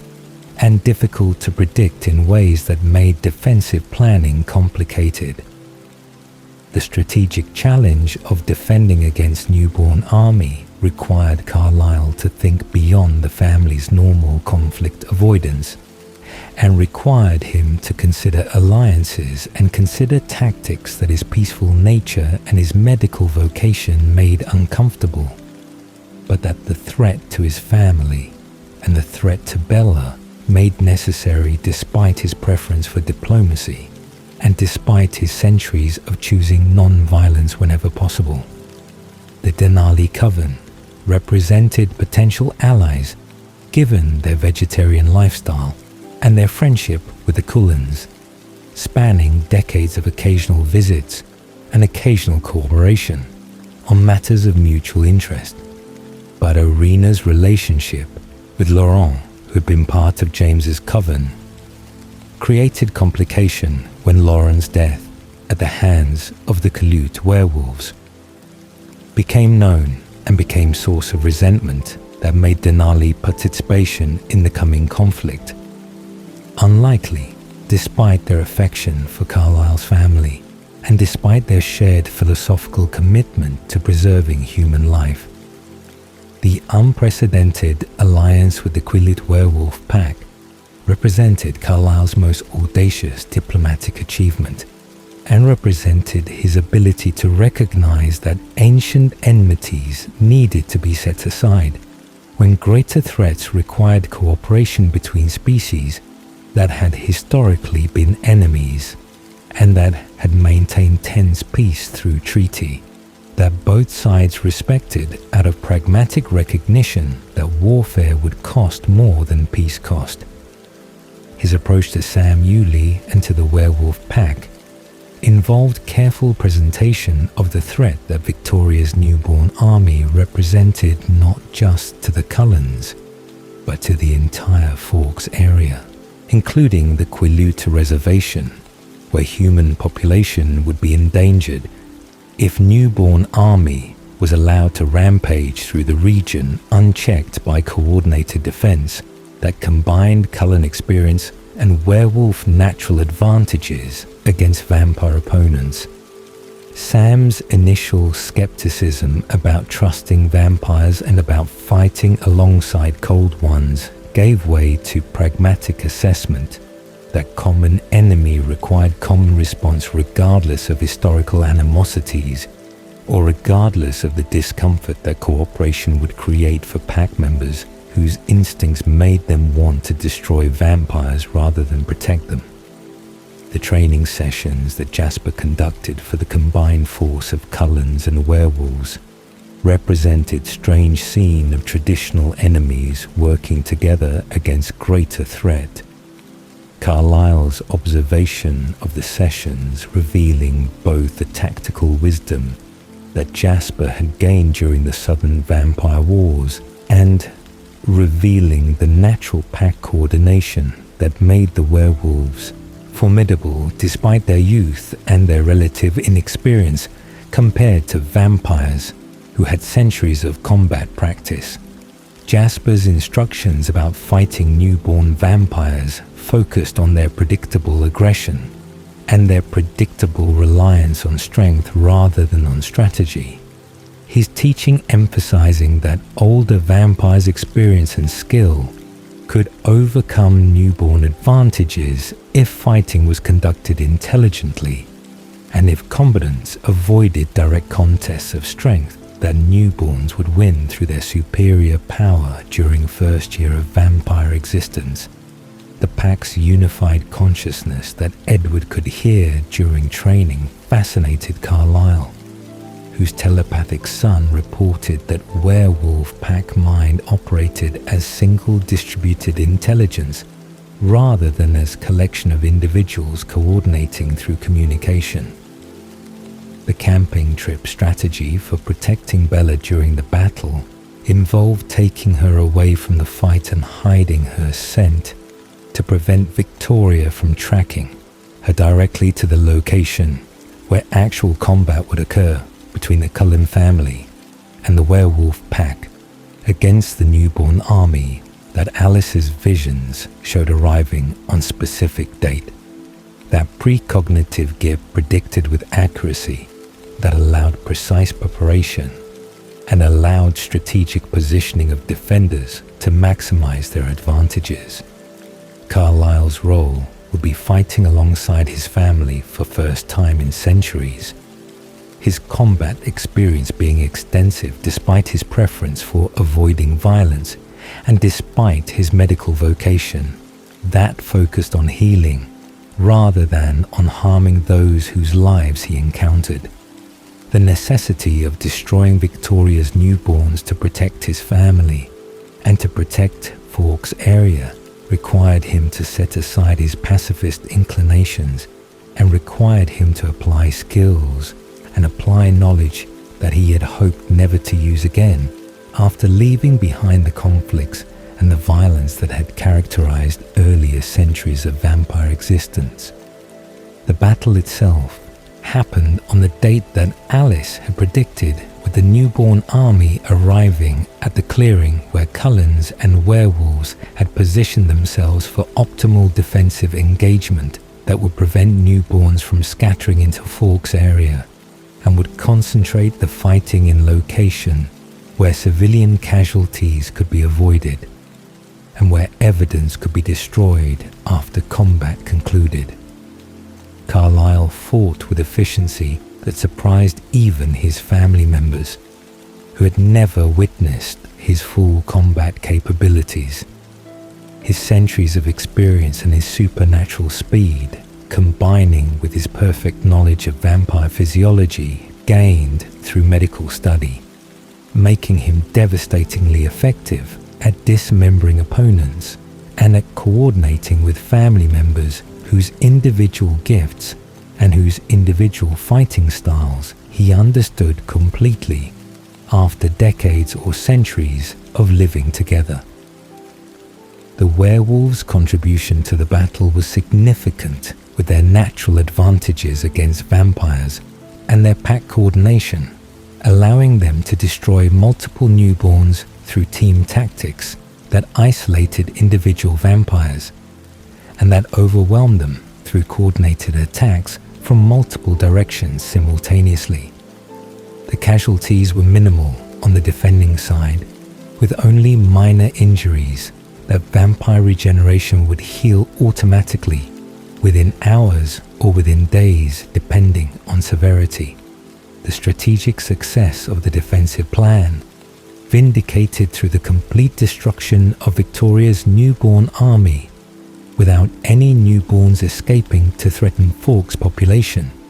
or to create exposure problems through their uncontrolled predation on humans who would notice if multiple vampires began hunting in concentrated area. Carlisle's immediate priority after combat concluded was collecting the newborn remains and ensuring complete burning of all body parts to prevent any possibility of regeneration and to eliminate evidence that would be difficult to explain if human authorities discovered vampire remains in forest clearing where signs of massive conflict would be obvious to anyone who investigated the area. The werewolf pack's assistance with cleanup was appreciated and was noted as positive development in the relationship between their species.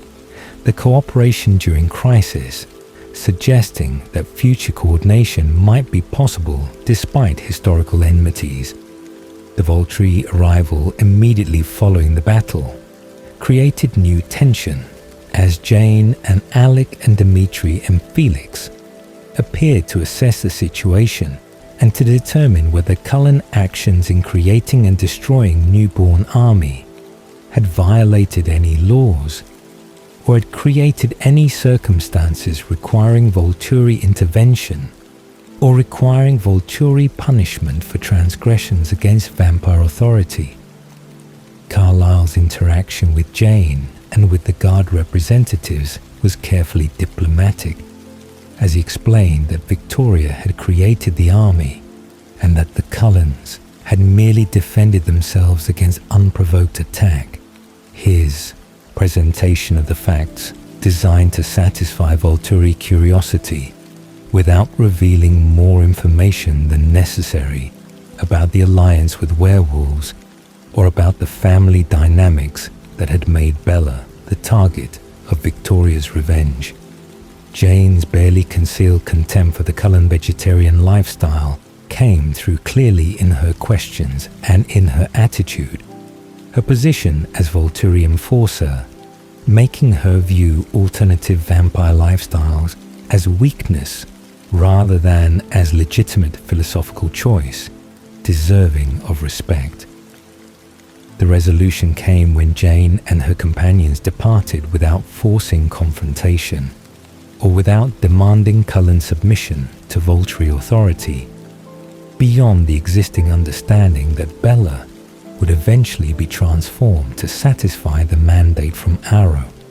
that humans who knew about vampires could not be allowed to remain human indefinitely. Carlisle's relief at avoiding conflict with the Volturi was matched by his pride in his family's performance during the crisis and matched by his gratitude for the werewolf pack's assistance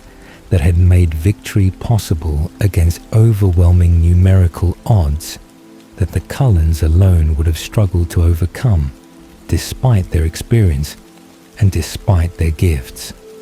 The conversation with Sam Yulee after the Volturi departure reinforced the temporary alliance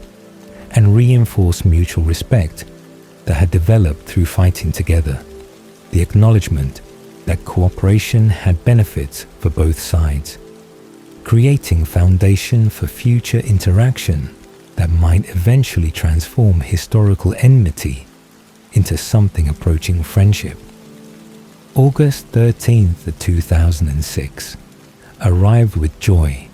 that Carlisle had not experienced since Esme's transformation, had completed his sense of family, and had given him the companionship that centuries of solitary existence had made him crave with intensity that only immortal loneliness could create.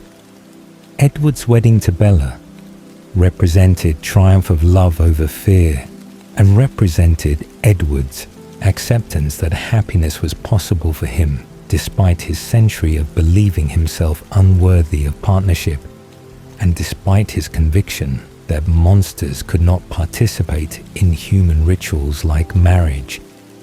without corrupting those rituals through their participation. Carlisle's role in the ceremony was dual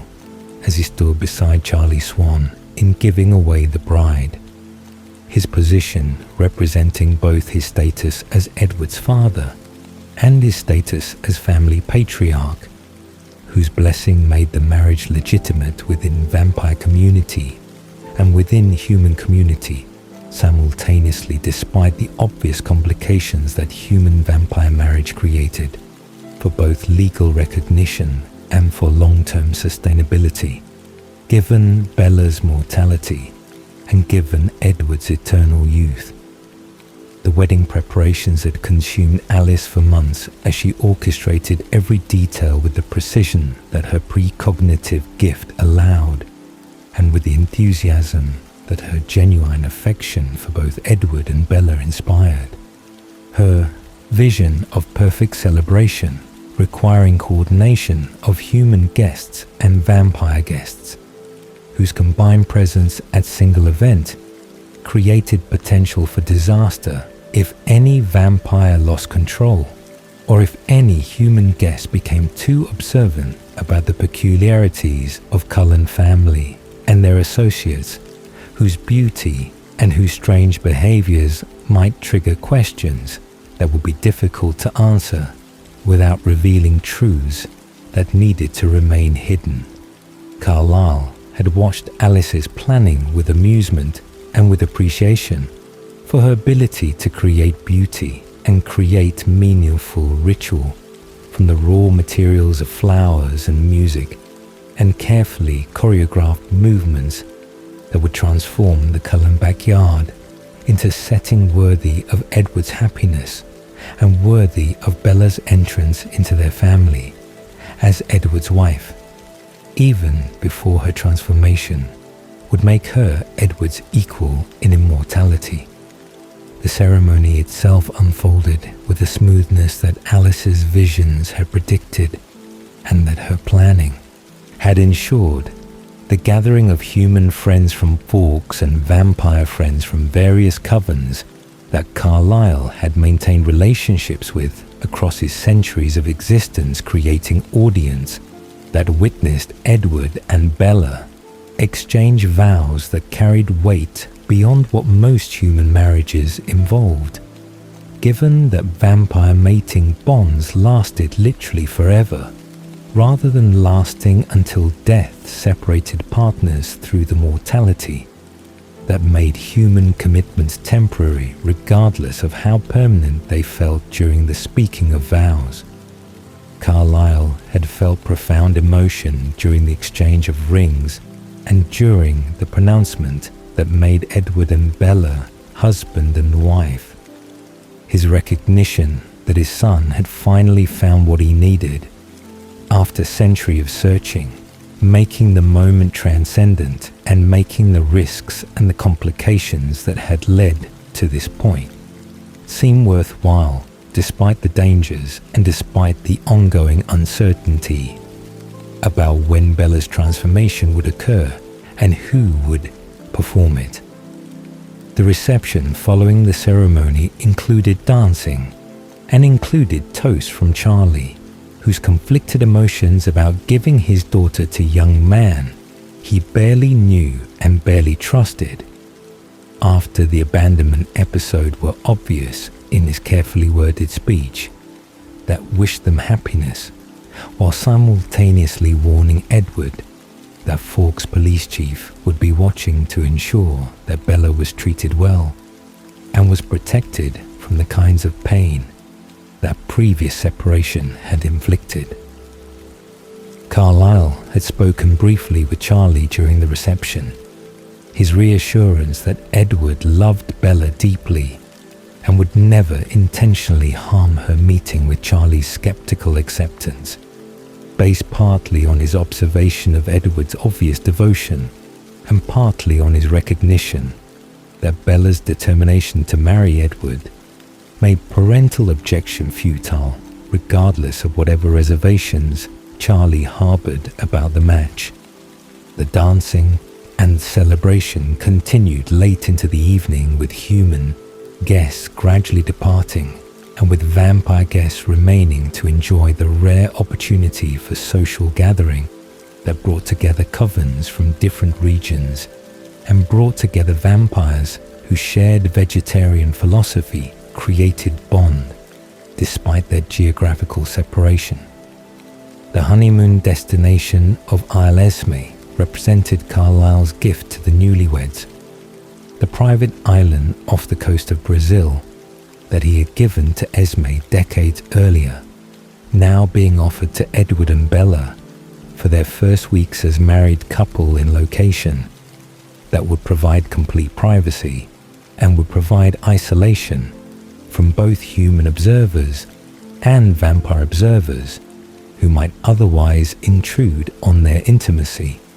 or might otherwise create complications during the period when Edward would be learning to manage physical relationship with human wife, whose fragility required extraordinary control to avoid accidental injury or accidental death through application of too much strength during moments of passion. Carlisle's concern about Edward's ability to be intimate with Bella without harming her was significant, given his medical knowledge of human skeletal structure and his understanding of vampire strength that exceeded human capabilities by factors that made every touch potentially lethal. If vampire forgot himself even momentarily during activities that required focus and required restraint beyond what most newlyweds would need to exercise. The emergency telephone call from Edward came 2 weeks into the honeymoon, with news that Carlisle had never anticipated, and with medical crisis that his centuries of experience had not prepared him to handle, given that vampire reproduction was supposed to be impossible according to every source. and every piece of vampire lore that Carlisle had encountered during his long existence studying vampire nature and studying the biological mechanisms that made vampires functionally immortal but also functionally sterile through the transformation that froze their bodies in unchanging states. Edward's panicked report that Bella appeared to be pregnant created immediate cognitive dissonance as Carlisle attempted to reconcile the claim with his understanding of vampire physiology that should have made conception impossible because Edward's body had not changed since 1918, when transformation had occurred, and when his reproductive system should have been frozen in whatever state it had been during his final human moments before Carlisle's venom had rewritten his biology into vampire form. The intellectual fascination with the impossible pregnancy warred with paternal terror about what the pregnancy might mean for Bella's survival. Carlisle's immediate research into vampire legends and into historical accounts revealing fragmentary references to Dhampir or to hybrid children born from vampire-human unions, but revealing almost no reliable information about the mechanics of such pregnancies or about the survival rates of human mothers carrying supernatural fetuses whose development might not follow normal human patterns and whose growth might kill their mothers through the physical demands that hybrid nature would place on human bodies designed to nurture normal human babies, rather than designed to accommodate beings who might possess vampire strength or vampire appetites while still in utero. The decision to have Edward and Bella return to Forks immediately, rather than attempting to manage the pregnancy, remotely represented Carlisle's assessment that whatever was happening would require his direct medical supervision and would require access to equipment and resources that island isolation could not provide. Bella's condition upon her return shocked Carlisle, despite Edward's descriptions during their telephone conversations, her visible deterioration and her obvious weakness suggesting that the fetus was consuming her resources at a rate far exceeding normal pregnancy demands and was draining her strength in ways that made continuation of the pregnancy potentially fatal within weeks, rather than within the 9 months that normal human gestation required. The medical examination that Carlisle performed immediately upon their arrival revealed fetal development that had already progressed beyond what 2 weeks of normal pregnancy would produce. The growth rate suggesting that hybrid gestation might be measured in weeks rather than in months, and that whatever was growing inside Bella would reach term, or would reach some critical developmental threshold long before human pregnancy would normally conclude. The ultrasound images showed fetus that appeared normal by human standards, but that moved with strength and with coordination that exceeded what human fetus at comparable developmental stage would display. The supernatural aspects of the baby's nature already apparent through the force of its movements against Bella's abdominal wall. The family division over how to handle Bella's pregnancy created conflict that threatened to fracture Cullen unity in ways that previous disagreements had never approached. Rosalie's unexpected alliance with Bella in protecting the baby against Edward's demands for immediate abortion, representing reversal of Rosalie's previous hostility toward Bella, and representing Rosalie's desperate desire for the motherhood that transformation had made impossible for her when vampire bodies could not support pregnancy and could not produce the children that Rosalie had dreamed of bearing during her human life. Edward's anguished pleading with Carlisle to perform abortion and to save Bella's life by ending the pregnancy that was clearly killing her met with Carlisle's gentle but firm position that the decision belonged to Bella, rather than to Edward, or to Carlisle, or to anyone else who believed they knew what was best for her, without respecting her autonomy, and without respecting her right to make choices about her own body, even when those choices seemed incomprehensible to those who loved her. The ethical complexity of the situation troubled Carlisle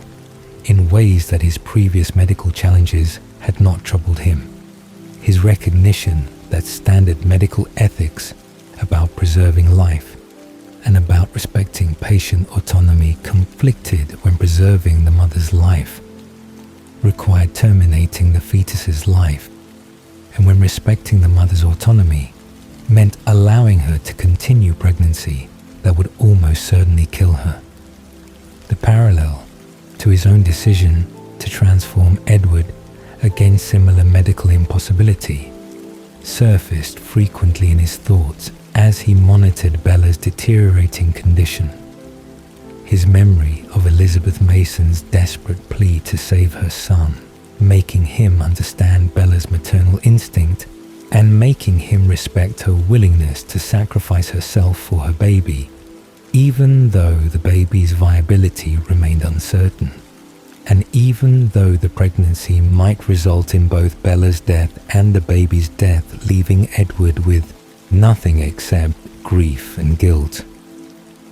Edward's discovery that he could read the fetus's thoughts represented breakthrough that changed the dynamic and changed the moral calculus by revealing that consciousness existed within Bella's womb,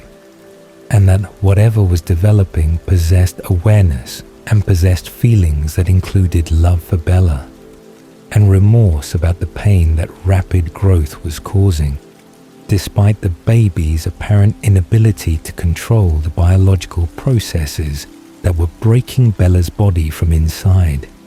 Carlisle's medical fascination with telepathic access to fetal consciousness competed with his growing concern about Bella's physical state that was deteriorating daily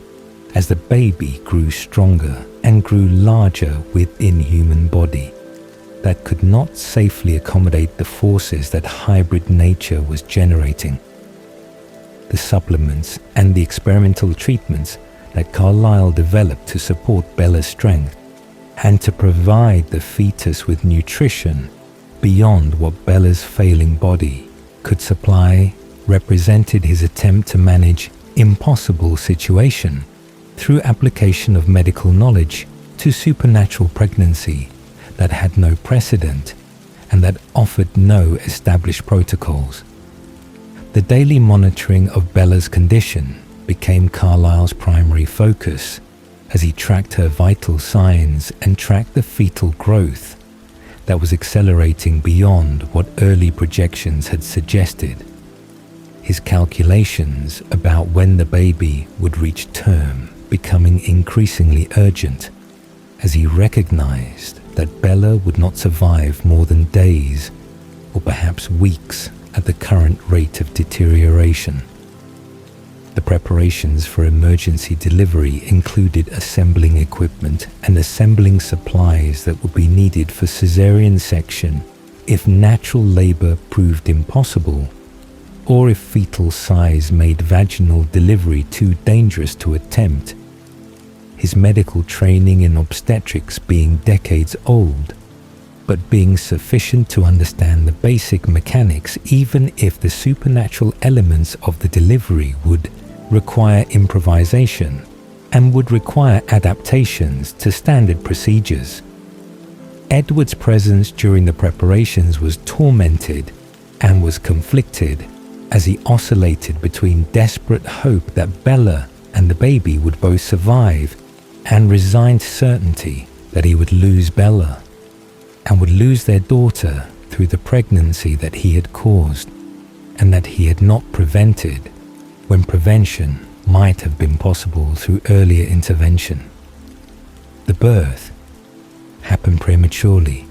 when Bella's spine broke under the strain of fetal movement that exceeded what her skeletal structure could withstand, the catastrophic injury triggering emergency delivery that Carlisle performed with Edward's assistance, while Bella screamed, and while her body failed systematically under the trauma of rapid blood loss and massive internal damage that made survival impossible without immediate intervention that went beyond conventional medical treatment. The baby emerged healthy and emerged alert with awareness that seemed impossible for newborn, but that her hybrid nature apparently made possible. Her appearance showing clear mixture of human and vampire traits with her warm skin and her beating heart indicating her human aspects, while her strength and her beauty indicated her vampire inheritance from Edward's contribution to her genetic makeup. Carlisle handed Renesmee to Rosalie immediately upon confirming that the baby was breathing and was stable, his focus shifting entirely to Bella, whose heart was stopping and whose life was ending through the hemorrhage and through the spinal injury that had severed crucial neural pathways. Edward's desperate injection of venom directly into Bella's heart represented last chance to save her life through transformation that would heal the injuries that were killing her and would preserve her consciousness, even if it could not preserve her humanity or her mortality. That transformation would permanently eliminate. Carlisle's role shifted from obstetrician to supervisor of transformation as he monitored Bella's vital signs and as he tracked the spread of venom through her cardiovascular system, while Edward bit her repeatedly across her major arteries to ensure that venom reached every part of her body before death could claim her completely. The 3-day vigil that followed involved Carlisle maintaining medical surveillance of Bella's transformation, while simultaneously studying Renesmee, whose hybrid nature fascinated him, and whose rapid development suggested that she would not remain infant-sized for long, given the accelerated growth rate that had characterized her gestation. The scientific observations that Carlisle made during Renesmee's first days of life revealed that hybrid children aged differently than either humans or vampires, with growth rate that was faster than human development, but slower than the instantaneous permanence of vampire transformation. Her progression through developmental milestones happening over weeks rather than over months or years that human children required, but happening continuously rather than stopping at fixed point, the way vampire transformation froze development permanently. The implications for Renesmee's future were unclear, given the lack of precedent and given the absence of any other documented hybrid children whose life courses could provide guidance about what to expect as she matured.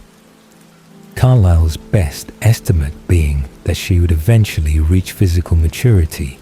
and would then stabilize at whatever age her hybrid biology determined as optimal, but that the timeline for reaching that maturity remained completely unknown and completely unpredictable without more data. Bella's awakening as vampire on September 13th happened exactly 3 days after her transformation had begun during the emergency birth. Her opening of red eyes and her first words as vampire representing triumph of Carlisle's medical intervention and representing validation of Edward's desperate gamble that transformation could save her when conventional medicine had no treatment for the injuries she had sustained. Carlisle's first assessment of newborn Bella revealed extraordinary control that exceeded anything he had witnessed in previous newborns. Her ability to resist human blood and her ability to maintain rational thought during the overwhelming sensory assault of first vampire consciousness, suggesting that her mental shield had somehow protected her from the worst aspects of transformation, and from the consuming bloodlust that typically characterized first year of vampire existence. Irina Denali's sighting of Renesmee during her hunting trip near Forks in late December of 2006 created the crisis that Carlisle had been dreading since Renesmee's birth. His awareness that hybrid children had no precedent in vampire lore, and his awareness that immortal children were one of the few absolute prohibitions in vampire society, making him understand immediately what Irina's report to the Volturi would trigger, regardless of whether her report was accurate or whether her observation had been misinterpreted through distance or through emotional state that might have colored her perception. The immortal child law existed because vampire children created through transformation of human children under approximately 13 years of age could not control their supernatural strength and could not control their appetites in ways that made them constant threats to vampire secrecy through their tantrums and through their inability to understand consequences of their actions when frustrated or when denied what they wanted in moments of childish impulse. The telephone call from Tanya informing Carlisle of Irina's journey to Volterra came too late to prevent the report, but came early enough to allow some preparation for the Volturi response that would certainly involve investigation and would likely involve immediate execution of the entire Cullen Coven for violation of one of the most serious vampire laws that existed specifically to prevent the kind of exposure that immortal children inevitably created through their existence. Carlisle's immediate understanding that explaining Renesmee's true nature to the Volturi would require proof beyond simple verbal assurances about her hybrid status made him recognize that gathering witnesses who could testify to Renesmee's growth and to her fundamental difference from immortal children would be essential to avoiding the destruction that Aro would otherwise feel obligated to impose, regardless of his personal feelings about Carlisle or his personal interest in acquiring Alice and Edward for his guard. The diplomatic outreach to every friendly coven and to every vampire who owed Carlisle favors or who respected his reputation represented months of relationship building and represented centuries of goodwill finally being called upon for purpose that would either validate those relationships or would reveal them as insufficient to protect his family when protection became necessary. The responses varied from immediate agreement to help from the Irish Coven, whose members Siobhan and Liam and Maggie had known Carlisle for decades and trusted his judgment implicitly, to reluctant agreement from the Amazon Coven, whose members Zephrina and Senna and Kachiri had no personal connection to the Cullens, but who respected Carlisle's reputation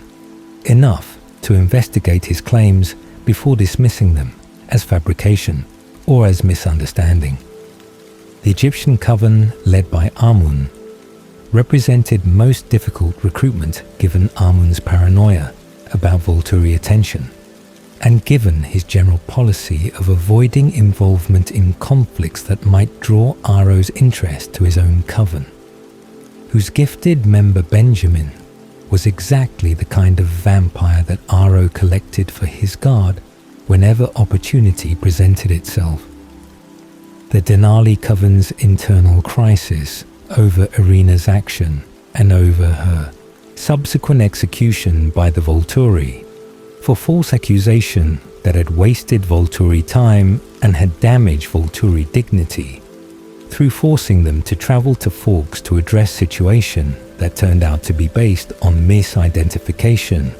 rather than on actual law violation, created additional complication as Tanya and Kate and Eliza struggled with grief over losing their sister and struggled with anger at the Cullens for creating circumstances that had led to Irina's fatal mistake.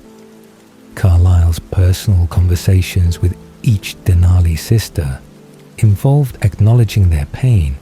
while also explaining that Renesmee's existence was not crime, and that Irina's choice to report without investigating had been her own decision, rather than being forced upon her by Cullen actions, or by Cullen deception about what Renesmee was. The eventual Denali agreement to stand with the Cullens during the confrontation represented forgiveness and represented recognition that family bonds transcended individual tragedies, even when those tragedies were painful and were permanent in ways that vampire existence made all losses permanent through the perfect memory that prevented grief from fading with time. The alliance with the Quileute werewolves represented additional layer of defense that violated treaty terms, but that the pack agreed to provide based on their own attachment to Renesmee through Jacob's imprinting, and based on their recognition that Volturi threat extended beyond the Cullens to potentially threatening Falk's area if confrontation escalated into violence that might spill over into human populations. Sam Yuli's agreement to have the pack present during the confrontation as hidden backup, rather than as visible participants, represented compromise between the pack's desire to protect their territory and their desire to avoid direct involvement in vampire politics that had nothing to do with their traditional role as protectors of Quileute lands and Quileute people. Carlisle's gratitude for the pack's support was genuine, despite his hope that their presence would prove unnecessary if diplomatic solution could be reached through presentation of evidence and through testimony from witnesses who could verify Renesmee's hybrid nature. December the 31st of 2006 brought the confrontation that Carlisle had been preparing for since learning of Irina's report. The snowy field north of Forks serving as meeting ground where Cullens and their witnesses would face the Volturi and their entire guard in encounter that could result in peaceful resolution through mutual understanding, or could result in battle that would cost lives on both sides, regardless of which side ultimately prevailed. Carlisle stood at the front of their assembled witnesses with Bella and Edward and Renesmee beside him. His position as family patriarch and his position as Aro's old friend, making him the natural spokesperson for their defense and making him the diplomat who would need to navigate the complex politics of explaining why what appeared to be immortal child was actually something entirely different that vampire law had never contemplated, because vampire-human hybrids had no documented precedent in 3,000 years of Volturi record-keeping. The Volturi approach was designed for maximum psychological impact, with Aro and Marcus and Caius advancing at the center of formation. That included Jane and Alec and Dimitri and Felix, and dozens of additional guard members whose presence demonstrated Volturi power and demonstrated Volturi certainty that this situation would be resolved according to their judgment, rather than according to any negotiation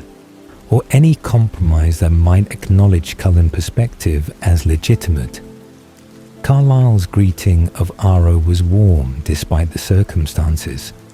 his centuries-old friendship with the Volturi leader providing foundation for conversation, even though both understood that friendship would not prevent Aro from executing the Cullens if he determined that law had been violated, or that Renesmee's existence threatened vampire secrecy in ways that could not be managed through any means short of her destruction,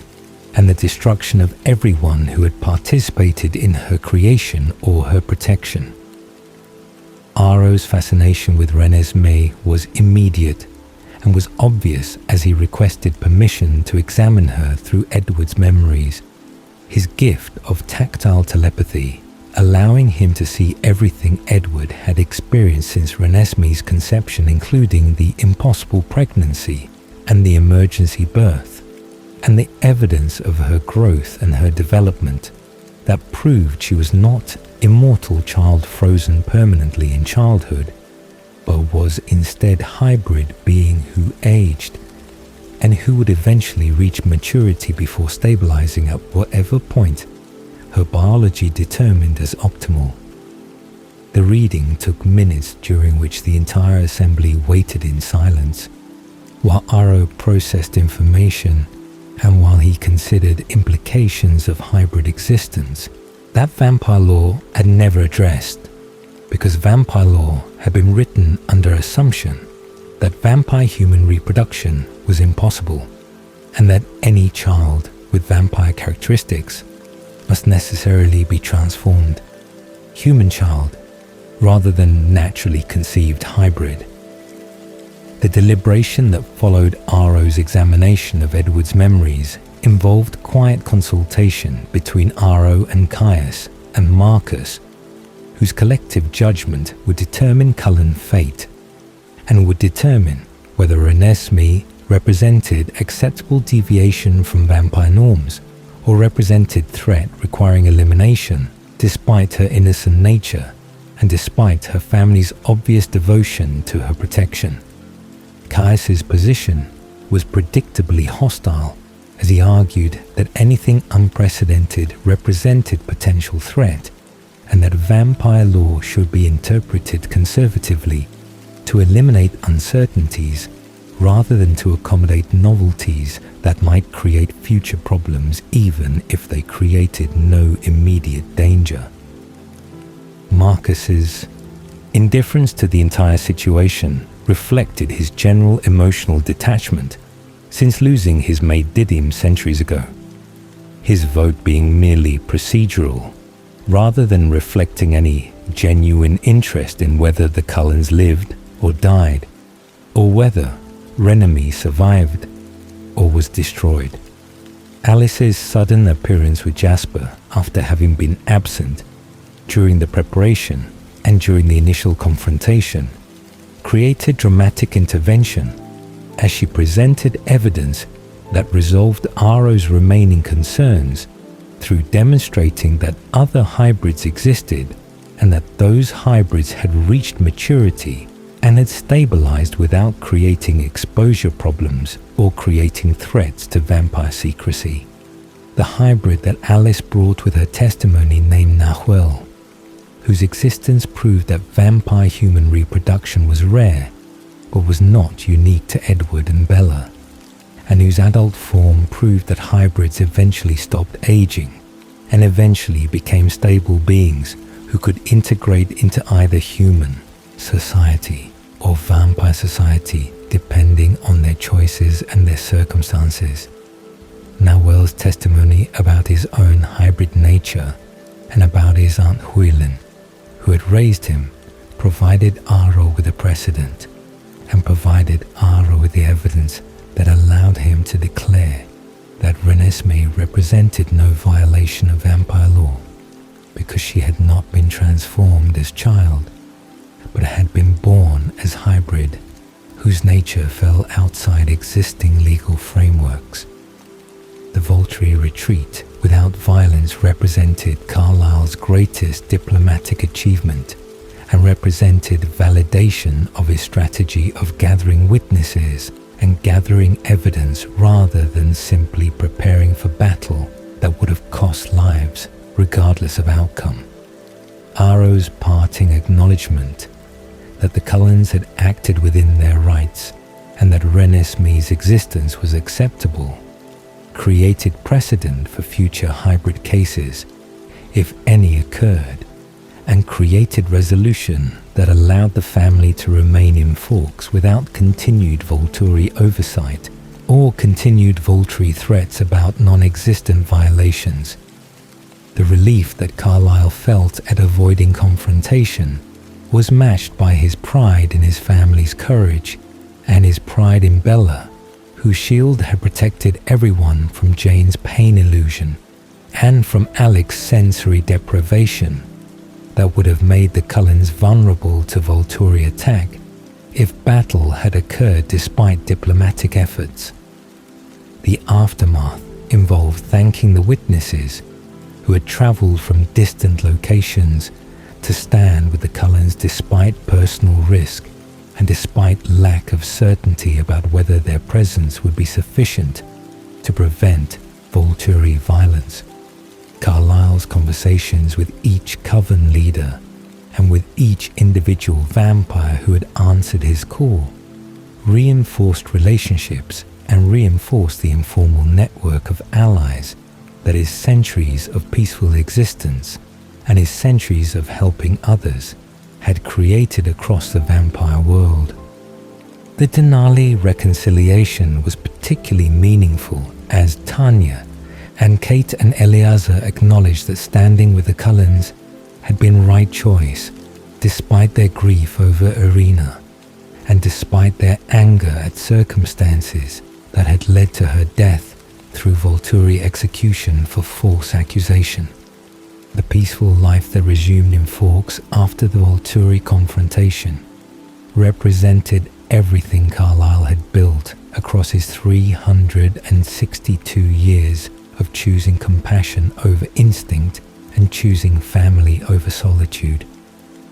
His continued medical work at Forks Hospital served human community, while his family provided him with purpose and provided him with the connections that made immortal existence meaningful rather than merely endless.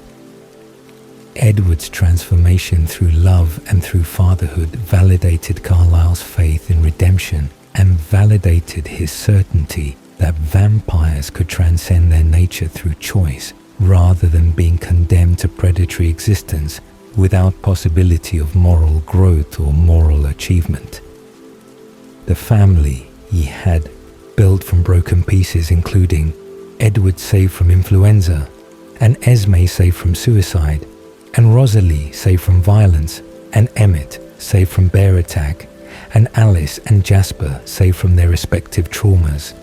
now included Bella transformed from human to vampire, and Renesmee born as bridge between species, represented proof that compassion was always choice, and that monsters could choose to be something better than their nature suggested was possible. Carlisle Cullen's journey spans 3 centuries from the boy who refused to accept damnation to the patriarch who proved that monsters could choose compassion over instinct and could build families from broken souls who believed themselves beyond redemption. His transformation was not from human to vampire but from solitary wanderer, believing himself cursed to father figure, understanding that salvation comes through choosing to serve, rather than choosing to take, and through building connections that make immortal existence meaningful, rather than merely endless. The family he created from outcasts represents his legacy. Each member saved not just from death, but from despair, through his faith that they could be more than their nature suggested, and through his certainty that choice matters more than instinct when determining who we become across centuries of existence. Edward and Esme and Rosalie and Emmett and Alice and Jasper and Bella and Renesmee form the proof that compassion is always possible, and that redemption awaits those who choose it regardless of what they are or what they have done. So rest now, Twilight souls, with Carlisle's eternal vigil watching over those he loves. Let his 362 years of choosing mercy carry you gently into dreams of building something worth protecting. Sleep, knowing that even cursed existence can be transformed through love and through the daily choice to heal rather than to harm. Good night.